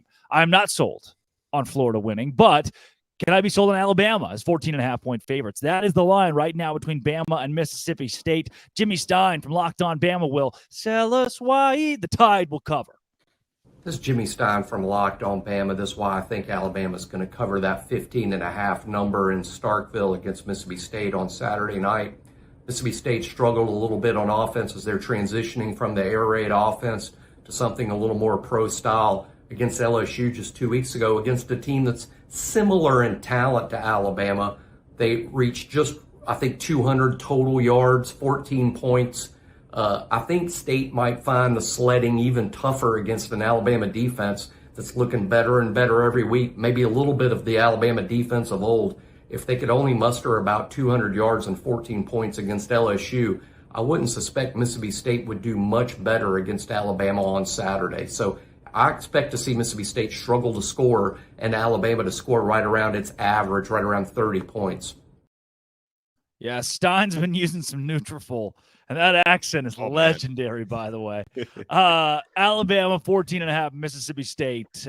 Donna, what do you think? I think Alabama covers. I think they're riding the ship to a point. I don't think this is a national championship Alabama team, but I think they're going to be formidable, probably a 10-11 win team by the time it's all said and done. I think they showed us last week they're starting to get things figured out. And, yeah, I think Alabama's going to win and roll. Kenton Gibbs. Roll Tide roll. I mean, I agree with Dono. This is a team that has figured out who they are, and they're doing what they want to do now. Or not what they want to do, but what they have to do now, right? Yeah. Like, this is a team that realized, hey, we had Bryce Young, we had Tua, we had Jalen Hurts, we had a great run of quarterbacks where we could pitch it all around the yard to all those great receivers and all that. This is going to be a ground and pound, physical, include our quarterback in the running game team. And that's what we're going to have to do. And they've accepted that, I believe. And not only the acceptance of that, and their identity, it's the lack of identity for Mississippi State, because they're at that crossroads. They're at those, if they were a person, they'd be in those weird teenage years where it's like, you don't know what crowds you're going to run with. You don't really have your niche yet. You don't really, you're not one of those kids that's like, I'm a robot for JROTC, or I love football, or I love band. They're the kid that's like, I really don't know. I'm a BC average kid. I just hang out with everybody sometimes. I'm not sure what my niche is. That's where Mississippi State is. And you can't have that with a deficiency of talent in comparison to your opponent and expect me to not believe that opponent is going to impose their will on you. Well, the head coach of the school died in the offseason. I mean, you talk about, that within itself puts you in the limbo period of, okay, you're already the awkward teenager trying to figure it out. You lose a parent. Now your entire world, like, where does this program go from here without Mike Leach? I don't know if we've talked about that enough because it happened in December. So it was December, January. So it was here, square start of the offseason, Mississippi State has some time to recover. No, he's the guy that recruited these players here, that coached these kids up. That's a tough thing to come back from. At the same time, I think because what you're saying is that Alabama's figured it out. I don't agree yet. Not yet. I haven't seen it yet, because remember, they didn't figure it out 2 weeks ago against South Florida. We can say they figured it out against Ole Miss, especially defensively. I still need to see more from the offense. You've mentioned the more ground and pound, more run the ball with or without the quarterback. That's why I think this game does stay at least somewhat close. This is a 27-14 final score. Alabama wins. It's on the road at Mississippi State.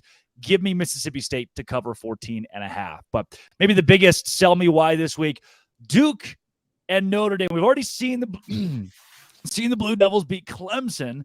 Now this week, they're 6-point underdogs against Notre Dame. Let's be joined by JJ Jackson from Locked On Blue Devils to tell us why.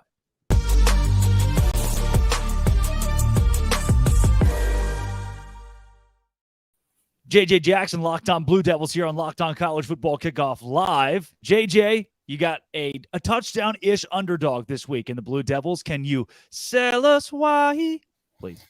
I'd be more than happy to. Really excited for Duke football to finally be on this stage for the first time since 1994. Duke is hosting a ranked opponent as a ranked football team themselves. I mean, this is just unprecedented territory for this Duke program, celebrating that for the first time ever, Duke is hosting College Game Day on Saturday. And yet Mike Elko is not wanting any congratulations over that. He'd much rather get a congratulations over picking up a win against the Fighting Irish. Duke has won all 4 of their football games this season by at least 21 points, including a primetime Labor Day night win over Clemson. They've been on this stage before. The defense has delivered, giving up 7 points in 3 of the 4 games so far this season. And they've got one of the top names at quarterback that the sport has this season in Riley Leonard. A touchdown underdog, I'm all for it. I think Duke absolutely can once again shock the football world and continue this sort of love affair that we're having with the Duke football program. Yeah, Kenton, you come from Locked On ACC. Are you sold here? Oh, absolutely. And let me tell you why. First time since 94, I'm bald and I wasn't even born yet. Let's take that into consideration for a second. But no, very seriously, Notre Dame's offense showed me nothing, less than nothing last week. Less than nothing. And I talked about the NC State defense and the problems that they had, because a lot of people say, well, Notre Dame put up 45 on a really good NC State defense. If you look at many of the plays that happened, the first play out of a weather delay, they give up an 80-yard run. Well, nobody gets big runs against NC State. Not so fast, my friend. Rosas of Connecticut got a 71-yarder against them in week 1. Now, I'm sorry to tell you this. That is not the same defense that we saw from NC State in years past. But now back to Duke. This is a fun fact for you, since he dropped the 94 fun fact on us. Does anybody know how many times a offense has driven the length of the field in terms of from their minus territory or further on Duke this season, their first string defense? Anybody guess how many times they scored a touchdown in that? JJ, do you know? It hasn't been that many. I'm Zero. Yeah. Zero. That's crazy. Nobody's done That's it crazy. yet. Not a single team. The only touchdowns they've given up have either been by their backups or it's been a team that has started in plus territory for some reason, be it off a muff punt or a great return themselves. This defense is so for real. They are so for real. And Notre Dame gave everything they had. They left it all on the field and left one guy on the sideline those last 2 plays. But they left it all on the field last week to come out of South Bend with a win. And they're walking into a Duke team that was they were chilling back, maxing and relaxing, all cool by the second half of last week. So I think that Duke has a situation where Notre Dame's strength is running the ball. Duke's strength is Dwayne Carter in that front. They get after you. They're physical. They stop the run. They have some fun. Duke is at least going to cover. Yeah, Delano, do you agree? Well, let me add some historical context to this. I'm not sure, but I don't know how much history really means in a sport where the rosters get completely overturned every 4 to 5 years. And, it's not Marcus Freeman has only been the head coach for a couple seasons now. But, this Notre Dame, they don't want to be a full football member of the ACC for, whatever financial reasons. But maybe they should have been, because they probably would have won a few ACC titles. They have that partnership with the ACC where they play 5 opponents per year. The last time Notre Dame lost a regular season game to an ACC opponent was Miami in 2017. They have run through ACC opponents like a hot knife through butter. I just want to add that context. I don't know if that means anything in this matchup, but I do. The reason why I'm scared to be sold on what JJ is saying is because of Notre Dame's defense. So, JJ, I'd like to ask you, because I am a believer in Riley Leonard. I saw him carve up my Hurricanes last season. I know this guy is the real deal. But how do you see specifically the passing offense for Duke matching up with Notre Dame's passing D? Yeah, I mean, that's kind of been the question through 4 games this season for Duke, which many people wouldn't expect. Like, right, the preseason conversation is we know exactly what we're getting out of Riley Leonard at that quarterback spot. What does the backfield look like? Duke's all-time single-season rusher, Mateo Durant, from a couple of seasons ago, is not in the backfield anymore. It's been more of a by-committee approach, and so others are having to step up out of that backfield. You feel confident about the passing game, and they really haven't had to throw the football just yet. So with that being said, the fact that Leonard is, a Heisman contender going into the season and has so many weapons, whether it be Jordan Moore or Jalen Calhoun, who's made plays, Nicky Dalmala in the vertical game in the tight end room. Like, I think absolutely Duke's passing attack will be more on display than it has been so far this season, because for the most part, it's just been ground and pound because that's all they've had to do. That's wild to say that is all Duke has had to do so far this season, is hand the ball off. And by the way, Riley Leonard can move a little bit himself. He's the second leading rusher on this football team too. JJ, we got a comment in here from a guy named Immaculate, who was on one of the biggest hits in Locked On College football or Locked On College history this week, talking expansion. One of the great experts in college ball says that Duke has to be a top 10 team if they beat Notre Dame this week. Do you agree? Does Duke get into the 9 or 10 spot? Can they jump a few teams? Absolutely. I mean, with the win that they would have against Notre Dame, and considering how well they've played so far this season, I think Duke absolutely deserves to be in that conversation. I think you would then start to talk more about the games that Duke has played previously, that their defense has been so stout. Again, only 35 combined points given up in the 4 games so far, that the offense has taken care of the football, that they've got a win against Clemson. They've now got this win against Notre Dame on their schedule with the full ACC kind of conference play ahead of them. Yeah, hey, here we are thinking about college basketball rankings coming out soon in Durham. Let's talk about this Duke football team with a win, possibly being one of those top 10 teams in the entire country in football. Is it a football school now, JJ? Making plenty of arguments for it to be. That's right. Yeah. That's awesome. That's JJ Jackson of Locked On Blue Devils. JJ, thanks for joining Locked On College Football Kickoff Live. Absolutely, guys. Thanks.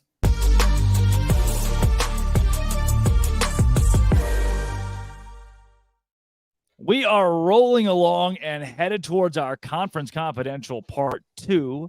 But first, Dono. Guys, eBay Motors, passion, drive, and patience. What brings home the winning trophy is also what keeps your ride or die alive. eBay Motors has everything you need to maintain your vehicle and level it up to peak performance, from superchargers, roof racks, exhaust kits, LED headlights, and more. Whether you're into speed, power, or style, eBay Motors has you covered. With over 122 million parts to fit your number one ride or die, you'll always find exactly what you're looking for. And with eBay Guaranteed Fit, your part is guaranteed to fit your ride every time or your money back. Because with eBay Motors, you're burning rubber, not cash. With all the parts you need at the prices you want, it's easy to turn your car into the MVP and bring home that win. Keep your ride or die alive at ebay.com/motors. eBay Guaranteed Fit, available only to U.S. customers, eligible items only, and exclusions apply. All right, guys, Conference Confidential Part 2 this week. Let's see what the rest of the country is up to after we checked in on some of the other big leagues earlier. Here in Part 2, we're going to pitch it to Q Drake. He teleports from the school.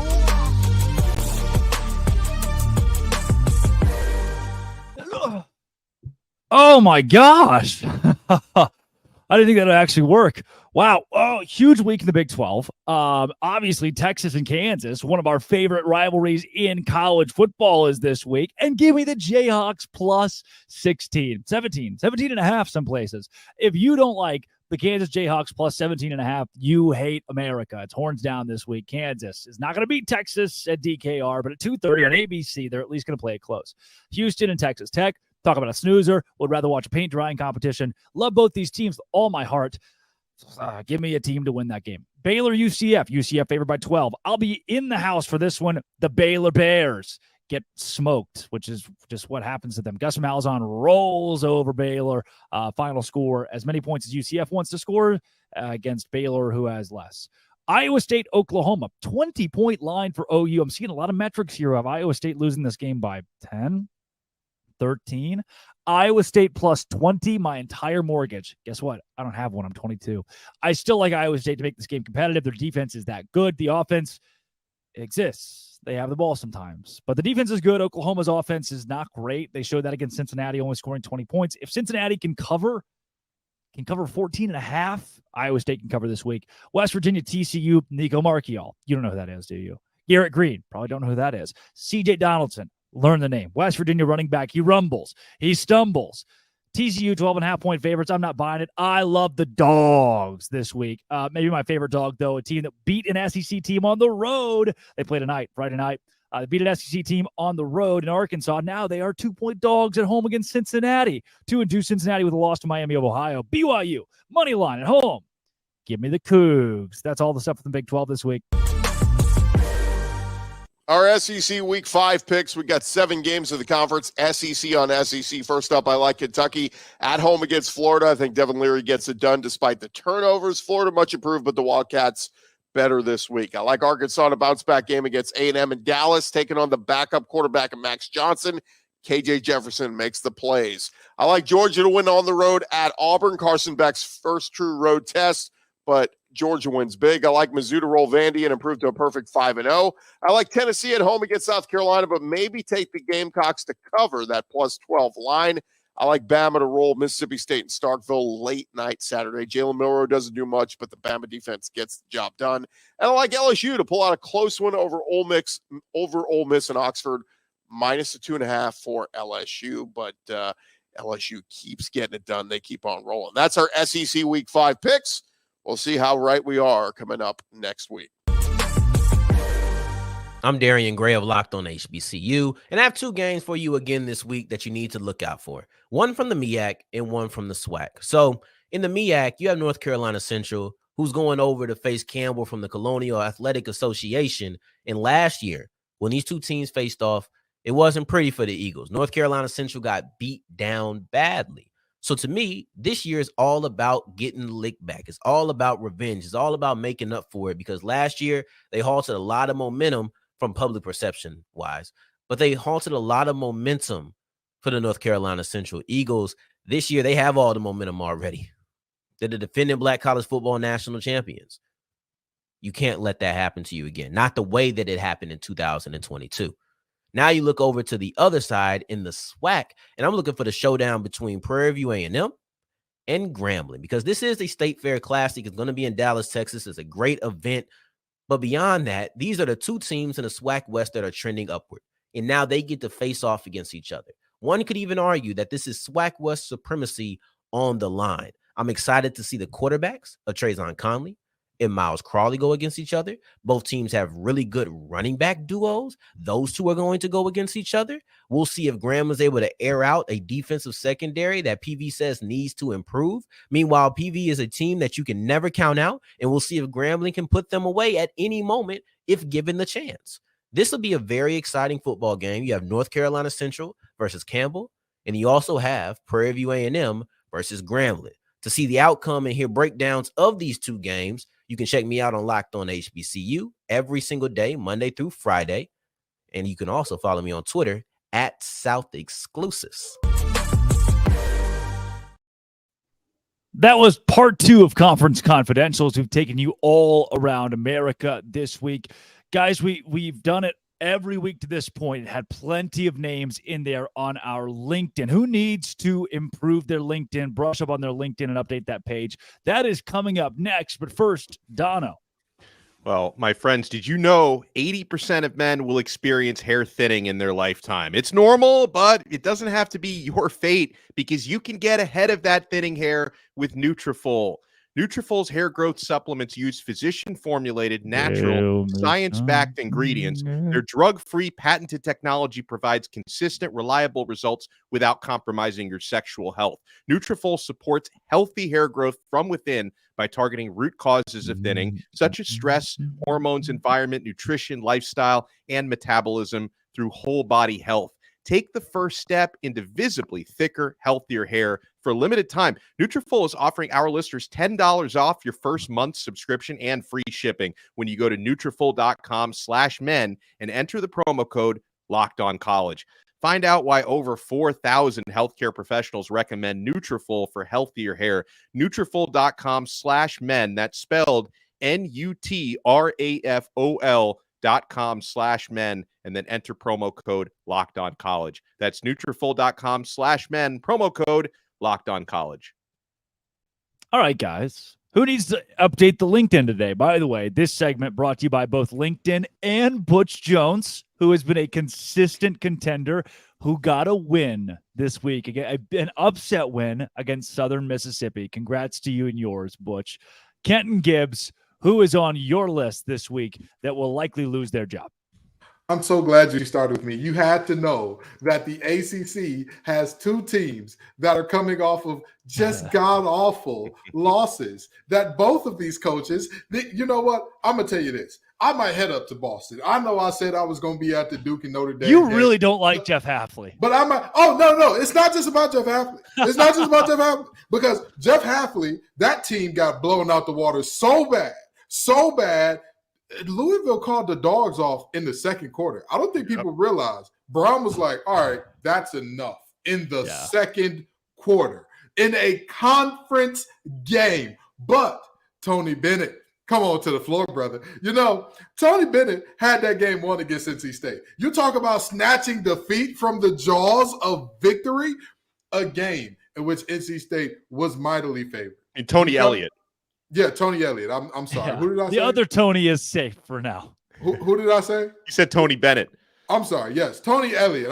Virginia, all the Tonys. They got two Tony quarterbacks, Tony Elliott, Tony Bennett. More Tony awards than all of the actors on Broadway could bring home. But now, very seriously, in terms of Tony Elliott, this is a team that, you tie up the game, right? You get down there, you're a field goal, you're an extra point away. What does your guard do? He headbutts a linebacker after the play to send your conversion back to the 18-yard line. But wait, there's more. I feel like Billy Mays because there's going to be a lot of, but wait, there's more here. So the next thing that happens, you convert the extra point from the 18. NC State pissing down their leg. Their pants are soaking wet and smelling like the freshest of urine. You are about to get yourself a win here. You're going to do it. You're going to go to overtime and win. What does your quarterback do? He does a freshman thing because he's a freshman. Takes off his helmet and hits a Paul Bunyan-like pose and gets a 15-yard penalty against one of the best kick returners in the nation in Jonathan Gray. And what ends up happening? Jonathan Gray gets a great return that puts NC State in a position where all they needed was one first down to be in field goal position. But wait, there's more. NC State kicks the first field goal, and what happens? UVA has a guy jump over the long snapper, which we all know is illegal, so they get another shot at it where they move even closer. Both of these coaches. I'm going to go up there to Boston because, like I said, anybody who knows me, I've talked about this before, I'm a recruiter outside of this show. I'm a headhunter. That's what I do. I help companies build out. And I'm going to help these two. I'm going to help both of them. I can knock out two birds with one stone and get my coach's resume gig started because I'm telling you, with all the buyouts that they're going to be getting, I don't need a big percentage of buy. Just give me a small little 5% fee. Just give me a little 5% fee, and we'll work that thing out. Because both of these coaches, the block is hot. The block is it's hot. Kenton Gibbs taking out one of the Tonys and Jeff Hafley as usual. That Jeff Hafley guy has become a weekly staple. Alex Dono, who is on the hot seat. I love how Kenton, Tony Bennett is catching strays there. Any Tony in Virginia is in big trouble. But I'm going to stick with the ACC because someone that Kenton gave kind of a break to was Brent Pry at Virginia Tech. I mean, I hope he's warming up that LinkedIn profile. They're 1-3 now. They lost 24-17 at Marshall, and that vaunted Virginia Tech offense has been held to 70 points or 17. 70 would not be so bad. Shocking. They've been held to 17 or less points in 3 consecutive L's. And so, folks, Kenton has already brought up Hafley enough, but I will say that circle the date November 11th on your calendar because that's when Brent Pry and Jeff Hafley go head-to-head for an ACC matchup. So I'm going to say this. assuming both of those coaches are still gainfully employed for that matchup on November 11th, we might have a good old-fashioned loser leaves town match, right? The loser of that game may not survive Got to go. the following week, or definitely not into the season. So, it brings up like old WWF imagery. I was before Drake's time a little bit. No idea what that means. Yeah. To have those loser leave town matches, that might be what you see on November 11th. Yeah. Guys, I have just been given, the hotel staff has been so gracious to have slipped this under the door. Looks like Dave Aranda on the hot seat. What? You win the Sugar Bowl in the Big 12 championship. Then last week against Texas, granted a good Texas team, but usually when a team loses, you say, oh, they lost the number 3 team in the country, right? They were supposed to lose. When a team makes it into the red zone 6 times and scores 6 points, that is almost hard to do. That is challenging to pull off, but it's what the Baylor Bears did against the Texas Longhorns. You can say this number 3 team in the country. That's true. Texas tried at times to lose the game. They tried to put Baylor in the game by gifting the Bears 6 red zone trips, and Baylor put up 6 points in a 38-6 loss. It was one of the best crowds I've ever seen at McLean Stadium in Waco. And what did Baylor do? The football team crapped all over it. Dave Aranda has lost control of the fan base, which is an easy thing to do. Coaches do that all the time, right? And they can win them back over. The locker room still seems to be intact for now, but that one is slowly sinking. In some of the big metric national, hot seat posts, he's in the top 5 at this point. Too much money for him to go this year, but he is brushing up on the LinkedIn because I just, there comes a point where you're losing a lot of games. The team, the atmosphere, everything around it crumbles, and you can't revive it. So it's make or break for Aranda, especially this weekend against Central Florida, where I'll be in Orlando on Saturday. Guys, there are some huge games on the docket tonight, even between BYU and Cincinnati as the Cougars. I'll be on hand as the Cougars open Big 12 play, home Big 12 play, and then obviously Oregon State and Utah. We'll get into all that, do our pick'em coming up later. But first, it's maybe the weirdest segment of the week where I show my love to our grand Poba of college football. He is the president of the Locked On College side of the network. This is the Blackerby Blitz.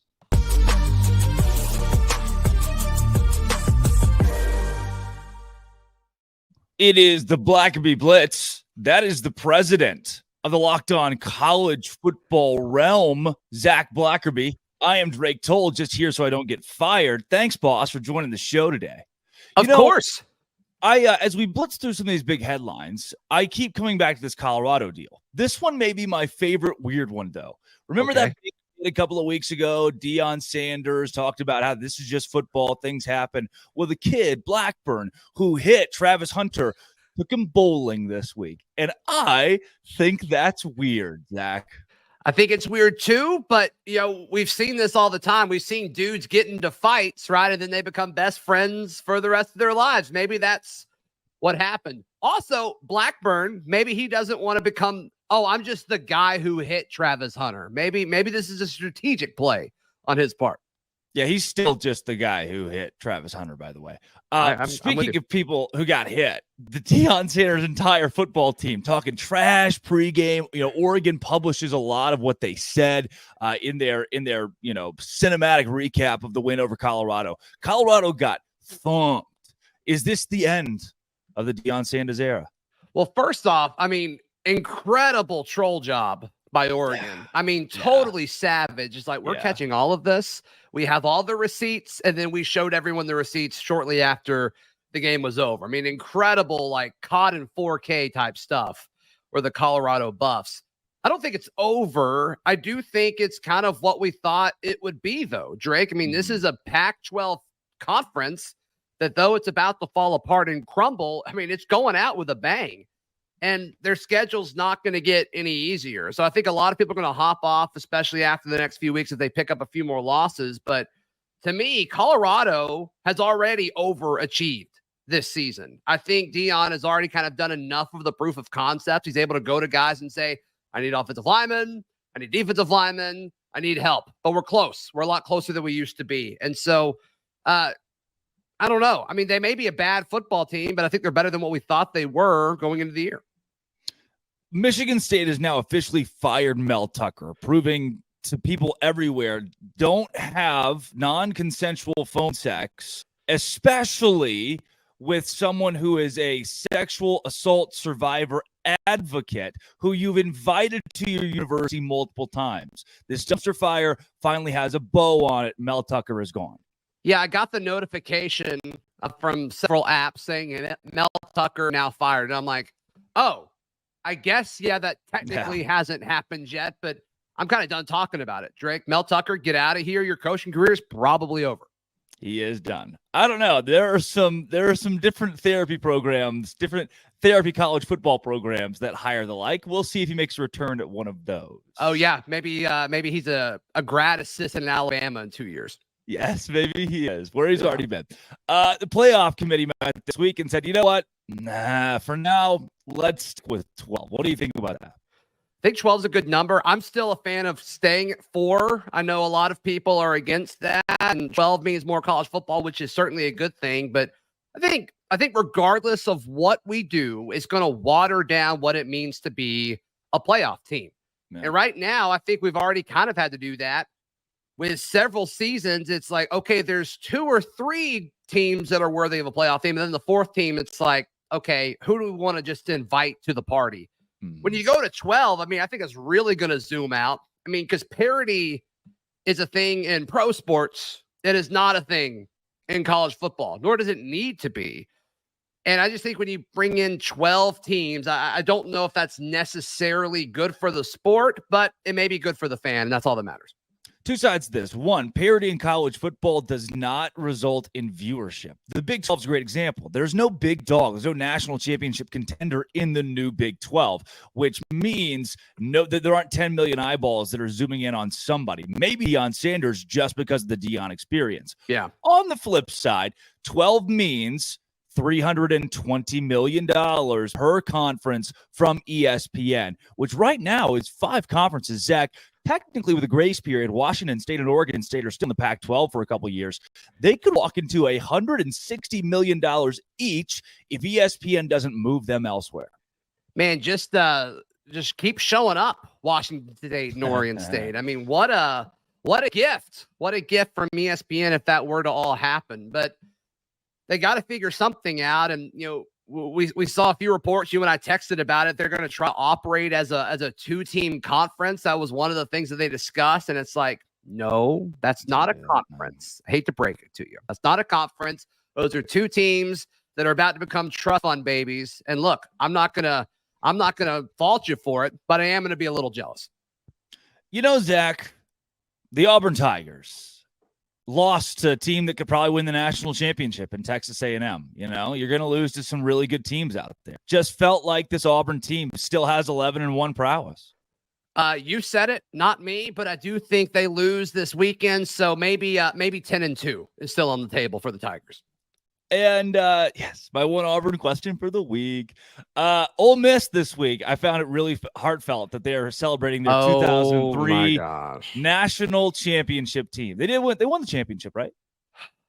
They're honoring their 2003 team against LSU, and they won exactly nothing. They didn't win the West. They didn't win the conference. No. But they had Eli Manning on that team. Ole Miss, what are you doing? What are you doing? It's just Ole Miss cannot get out of its own way. It's crazy. I don't get it. They're trying to act like there's something they're not. So like, all right, Eli Manning, are you free this weekend? No. Okay. What about next weekend? No. What about okay. All right. You can come here. All right. 2003 team. Let's party it up. Get out of here. It doesn't make any sense. Let's bring the whole 2000. You know, the 98 Purdue team. I hear we could bring them back and have a little soiree with those guys too. I just hang the banner, I guess. You know, hang the banner. Love celebrating things that didn't actually matter. I mean, incredible. Maybe the biggest story in college football this week, Zach. Travis Kelce and Taylor Swift are dating. He played college football, and it's all that I've seen all week long. I know that you, a big Swiftie, are super excited about this. I wouldn't say I'm a huge Swiftie, but I definitely don't mind her music. I think I like her older stuff more than her newer stuff. Older stuff's a little more poppy, which is more in my lane. But happy for him. I'm just glad that Travis Kelce put her on the map. Yeah. Finally, people are talking about Taylor Swift. She's become a little more mainstream. We're going to get taken off the air, by the way. That is Zach Blackerby of the Locked On Auburn podcast. That's I'm right. Drake Toll. Thanks for doing the Zach Blackerby, the Blackerby Blitz. You know, Yeah. This is my favorite part of my week. Hey, love you a long time, bud. I love you more, Dad. This is Locked On College Football Kickoff Live. That was the Blackerby Blitz.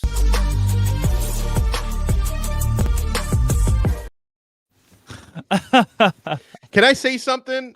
For the last hour and 40 minutes, I was wondering if there's any possible way on a college football breakdown show, if we could find a way to work Travis Kelce dating Taylor Swift into the show.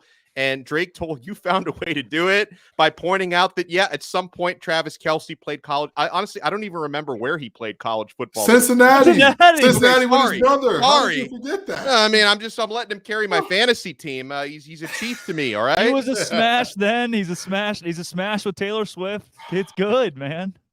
I check the hard drives. This is getting crazy. Amazing. Okay? This is getting crazy. But yeah, there are a lot of interesting angles too. A lot of that whole Taylor Swift and Travis Kelce thing. For example, is she going to go back to Cincinnati one of these games with him? If I'm just saying, him and his brother are both going to be inducted in that Ring of Honor if they aren't already there soon. Yeah. But we get a Swift appearance. Think about Colorado, Cincinnati, a conference game next year. Deion, Taylor Swift, Travis Kelce. Bro, what's ESPN's going to lose it? Would that be the first time Deion wouldn't be the biggest star at his own game? That would be more star power than the Milky Way can contain. Do you understand? Insane. That is just too much. All the social media posts from every major media outlet, not ours, thankfully, have just only been Deion and Taylor Swift for 2 weeks now, or weeks on weeks. Guys, let's go into some best bets this week. We'll do a couple of minutes of your very favorite games and then wrap up this show today with straight up picks of the biggest contests in college football this week. Starting in the Big 12, when you think best bets, guys, tonight, BYU opened as a 3-point favorite. They are now 1.5-point underdogs against Cincinnati. The game has moved from even to swaying in both teams' favor. I think BYU wins outright in a home night game. The Church of Jesus Christ of Latter-day Saints is having its biggest conference of the year in Salt Lake City this weekend. So what does that mean? Everybody and their mom is in Provo, Utah, myself included, for the game. Myself included for the game. And this place is going to be packed, raucous. I think BYU wins it at home pretty easily.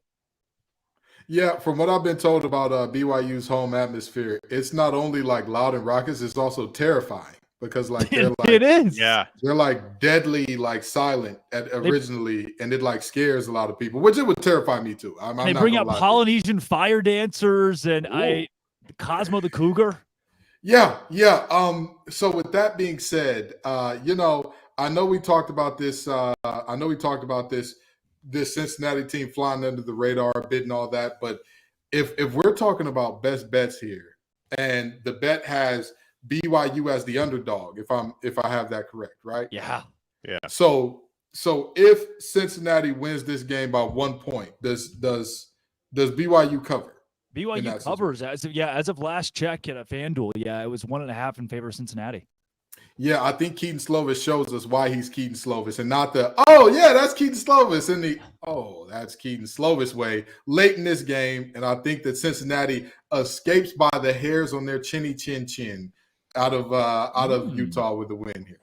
Wow. Now, Donna, what's your you got any best bets in college football this week? Yeah, I mean, listen, I tipped my hand to this one earlier, but if anyone's tuning in late, I feel pretty strongly about Colorado covering plus 21.5 against USC. I think that line is very reactionary to what everyone saw happen to Colorado on the road against Oregon. This time around, they're at home. Is USC the better team? Absolutely, but they don't really have a defense, guys, and Colorado is going to score. I think I see USC winning this game by 10, 13 points, not really much more than that. So plus 21.5. Again, I think that was an overreaction to what happened last week. In fact, if you go with the sharps, right, and I don't care what percentage of bets have been coming in on USC, because a higher percentage of bets have come in on them.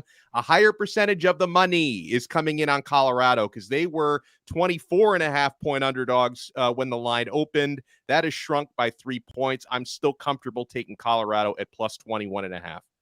Yeah. Kenton, best bets tonight, tomorrow, whatever?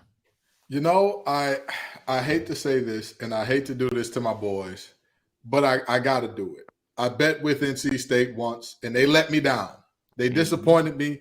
They had me sitting here saying, how under God's green earth did this happen in terms of playing Virginia, a team that's dead last in the conference in both offense and defense, into a game where Virginia should have very well won it.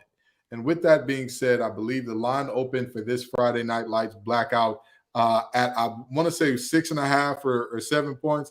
I think Louisville takes care of that comfortably. Their offense is, to say they're explosive, I'm talking there you just had Chipotle and Taco Bell and Little Caesars in the same day type of explosive. I mean, it's going to be a great sight in terms of, if you give Johar Jordan a crease, he's gone. Bye. See you later, brother. More power to you. Go bang your head on the goalpost. Jamari Thrash is a touchdown machine out wide. The only chance that NC State has to not allow Louisville to cover is if they absolutely decimate Jake Plummer, which is something that I'm not sure that they can do. There's a world, or not sure that they will do. They can do it if they're firing at their highest clip, but I'm not sure that they will. Yeah. Guys, looking around college football, James Madison -3 at home against South Alabama. I love that being a lock of the week. Syracuse plus a touchdown at home against Clemson. Give me the orange. I think they at least keep that game within a score. Around the Big 12, too, I love West Virginia covering 14 against a TCU team that's good, but West Virginia's running game and defense are both so solid. TCU wins 20-14. West Virginia certainly covers 14 points. Iowa State, Oklahoma. I actually have Iowa State plus 21 at OU because of that defense that Matt Campbell has put together and the offensive explosion they had last week. Then UCF, who hosts Baylor this week, they're 11.5-point favorites. That line keeps moving in favor of Baylor, which I think is a mistake. I've got UCF winning that game by 13 points or more. 13 is the minimum for UCF. They cover 11.5. Give me UCF over Baylor. Now, guys, any more big picks before we get into the straight ups on the biggest Let me game? say this. This is a pretty big number, but I don't know if I can see Nebraska even being within 17 points against Michigan. I don't know what I'm missing here. I mean, to me, Michigan, I look at them as a bona fide college football playoff championship contender, and Nebraska is still Nebraska. Even if they made a positive coaching change, I think it's going to take Matt Rule a little bit more time to make that program respectable. I think Michigan, who's only giving 17.5 points, is going to win that game by 3 or more touchdowns. Kenton? Yeah, I don't have any more. I'm not much of a betting guy, so I'm not going to sit here and pretend that I've been following the lines and tracking them closely. I make sure that I keep one or two in the tuck just because I know Drake's going to call on me. And, you got to have an answer when the teacher wants to call on you during popcorn reading. But I'm not the betting guy. I'll leave that to the Italian ad guy over there. Somebody called me in the chat. I love it. I'm even wearing the old school Italian hat today. Full blown. He is for sure going to make us an offer we cannot refuse on these bets today. Right. Well, hopefully Dono and I can win you some money. And guys, let's get into the straight up picks this week. It is a noon kickoff in the Big Ten. Penn State is at Northwestern. Northwestern just beat Minnesota. Is there any way the Wildcats get an upset? Dono, who wins? Maybe if they get a miracle, they can get an upset. But no, the Penn State Nittany Lions, they're winning. And for what it's worth, I know this isn't a betting segment anymore. I also think they're covering. I am bullish on Penn State. Kenton Gibbs? Penn State whoops the claws off the Cats. This is not going to be a good game by any stretch of the imagination. This is you talk about the loss of a coach coming and how that disrupts a program. If you look at the circumstances and the timing under which Pat Fitzgerald was dismissed, there's a reason that this team is as bad as they are. With all due respect, PJ Fleck, you losing that game is more of a reflection on you than it is a positive on Northwestern. Penn State and James Franklin whipped the wheels off them. It's Penn State for sure. This one, though, USC Colorado, gets a bit more interesting. See, USC has yet to play a legitimate opponent. They've beaten Arizona State, Stanford, Nevada, and San Jose State, whereas Colorado has big wins over Nebraska and a close win against TCU on the road. The Buffs, give me Colorado in a noontime upset over USC this week. And Dono, it looks like you're not going to agree. No, listen, I thought I was going to be the one who said the nicest thing about Colorado today because I'm pretty confident they cover, but no, they don't win. This is going to be a good old-fashioned shootout. Give me the reigning Heisman Trophy winner. Give me Lincoln Riley. Give me that offense. I just think USC are the better team.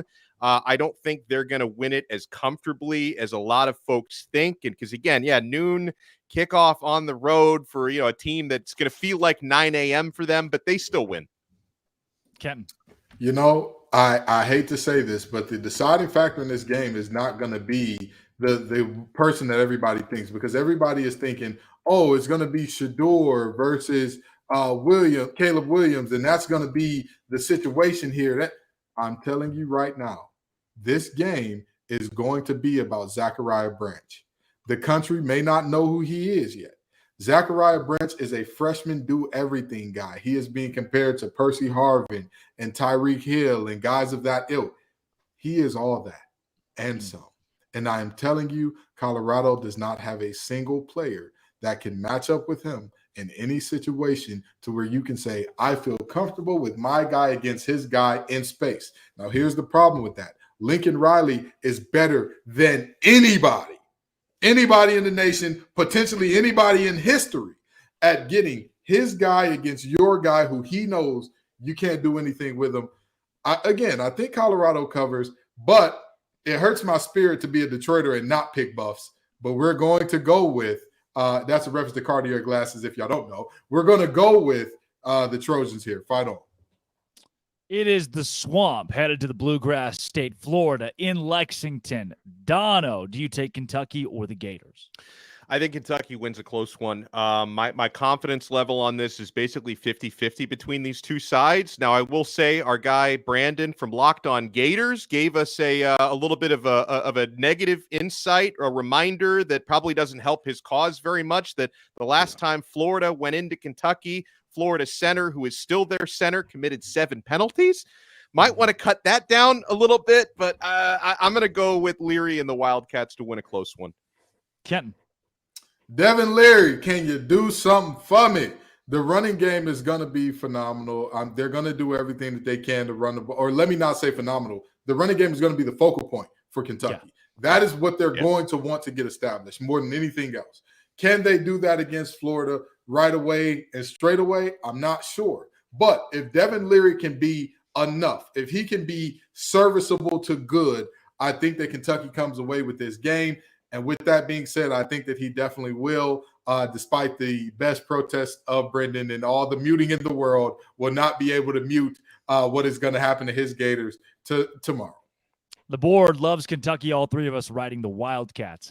Kansas and Texas is a top 25 game at DKR Texas Memorial Stadium. The last time these two teams will play. Head-to-head, Kenton, do you go with the Longhorns? Absolutely. The Longhorns have been my boom team for a reason, and they're going to keep on booming. This is a Kansas team. They are exciting. They can put up points. They have the goods offensively. Defensively, there's some questions. There's still some questions there. There's still some pliability there. And honestly, there's still some depth issues there. Like, let's just be honest.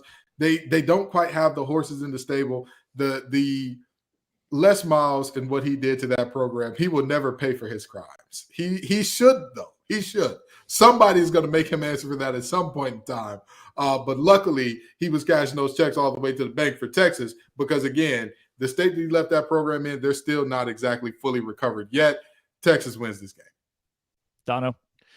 Yeah, it is a ranked matchup, like you said, but I hope Kansas enjoys being ranked right now because by the time the fresh batch of AP rankings come out on Sunday, they will not be ranked any longer. Texas is going to steamroll them at home. You know, for so many years, guys, I, like most people outside of the Longhorn State, have been really annoyed by the constant chatter every year. The Horns are back. Texas is back. I think this year they might actually be back, and Kansas is not going to be the team that gets in their way. Hook 'em Horns this week. Board loves the Horns against Kansas at home, despite it being a top 25 matchup. Let's go to tonight. Oregon State, Utah. The Beavs are 4-point favorites at home in Corvallis. Kenton Gibbs, what do you do with this game? Cam Rising is back, folks. Or he should be back at least. He should be back. Cam Rising is going to be back, and we can put to bed the questions about Utah's offense. They're going to be better. They're going to be much improved with a defense that they just shut the door. They do not, it's scoring on them. The chances are slim to none. And Slim's got his top hat on, looking around with a couple to-go plates, hoping nobody's judging him for it. The reality is very simple here. I think that Utah takes this game, but I do think that Oregon State is better than most of the nation would assume. I think that DJU looks good. He looks confident again and all that. And they play some good defense over there, but I just don't think they have enough to beat Utah in this one. You know, I know we haven't heard from our pals at Locked On Bets in a couple of weeks, but I'm going to steal a phrase from Lee Sterling from that show and say, wrong team favored. I get it. This is not your daddy's Oregon State, but they shouldn't be, even at home, a 4-point favorite against Utah tonight. The Rising return to me, even if there is some rust, I think that's going to make a big difference. I think a lot of folks are overreacting to their lack of offensive output a week ago. I think it's a bounce-back offensive game for Utah. I do think the game is close, but I'm going with the Utes to get it done. The Utes win it on the road tonight. Board loves it. BYU hosting Cincinnati as an underdog tonight, missing Ben Bywater, one of the best defensive players the Cougars have to offer. I like BYU as a dog to win it at home. Dono. Man, I hate to. We've agreed so much. I don't like it, but I'm gonna have to agree to Kent because I'm really not that sold on Cincinnati. So I'm gonna go with BYU. You already talked about how difficult the atmosphere is gonna be up there for the visiting team. So yeah. I'm gonna go with BYU. Again, I've got Cincy covering just by the hairs on their chin. I think that they escape with a win in a crazy way here. Because again, it's not that I don't trust Keaton Slovis. DMX said something a long time ago that I found to be very prophetic. Okay, trust everybody to be themselves, but trust in you to see them well. What are we not trusting in our eyes that we're looking at Keaton Slovis and saying, hey, he's going to win an important ball game? What's going on here? Don't get me wrong. He did the thing at Arkansas. That's all he's got in him. He's going to peter out. It's the Keaton Slovis recipe. He wins one game where you're like, oh, my God, could he be serious? And then for the rest of the season, tons of unserious activity from the young man. We'll get tons of unserious activity going forward from him, starting with this game. Guys, our last two here, they're the biggest games of the week. Duke, number 17 in the country, hosting number 11 Notre Dame. Kenton, who wins? Oh, boy, this is such a tough one because this is a big on big. This is an ugly, nasty, gritty. I want to make this dirty type of game. And the reality is I love Duke. They are a team. Defense has shown out every single week this year. I just don't know if I can trust them to beat Estime and company. And it's tough for me to go with Notre Dame in this one. And the more I think about it, the more I think about Notre Dame in big games. And I'm like, their record's terrible. But then it's also like, it's Duke football. Right. Is this that big of a game? I mean, Ohio State, that's a big game. I don't think this is the same. No disrespect to Duke, but this is not a big game compared to that. But this is why, and this is why I'm making this pick, because I don't think that Notre Dame understands this is Duke's Super Bowl, and Duke is going to be up for this game in a way that we have never seen, and Notre Dame is going to sleepwalk through at least the first quarter and a half, and I don't think Hartman has the ability to come back. Immaculate, you got me. If I was Lee Corso, I'd say, give me that hand and put the Blue Devil on. I got the Blue Devils win the close one at home. Dono, real quick. As an old school Miami fan, nothing pains me more than picking Notre Dame to win a game, but unfortunately, I've got the Fighting Irish winning a close one at Duke. Give me Duke for kicks and giggles. And last but not least, number 20 Ole Miss hosts number 13 LSU. I like the Rebels in this game. Ole Miss on top of LSU. Give me the underdog at home. Kenton. Brian Kelly is going to piss down his leg. It's bedwetting time for Brian Kelly. It's big game. He's going to do it. Don't worry. They don't have they got cotton sheets there. They don't have the rubber one, so they're going to have to spew in that for a minute. Give me Lane Kiffin. Dono. Thing is, I don't know if I trust Lane Kiffin more than I trust Brian Kelly in this spot. It's a virtual tie there. I just think LSU's the better team. I'm going with LSU. There it is. Folks, that is Locked On College Football Kickoff Live. That is Kenton Gibbs of Locked On ACC and Locked On Wolfpack. That is Alex Dono of Locked On Canes. Drake Toll from Locked On Big 12. Thanks for making us your Friday lunchtime listen every single week. This has been, it always will be, Locked On College Football Kickoff Live.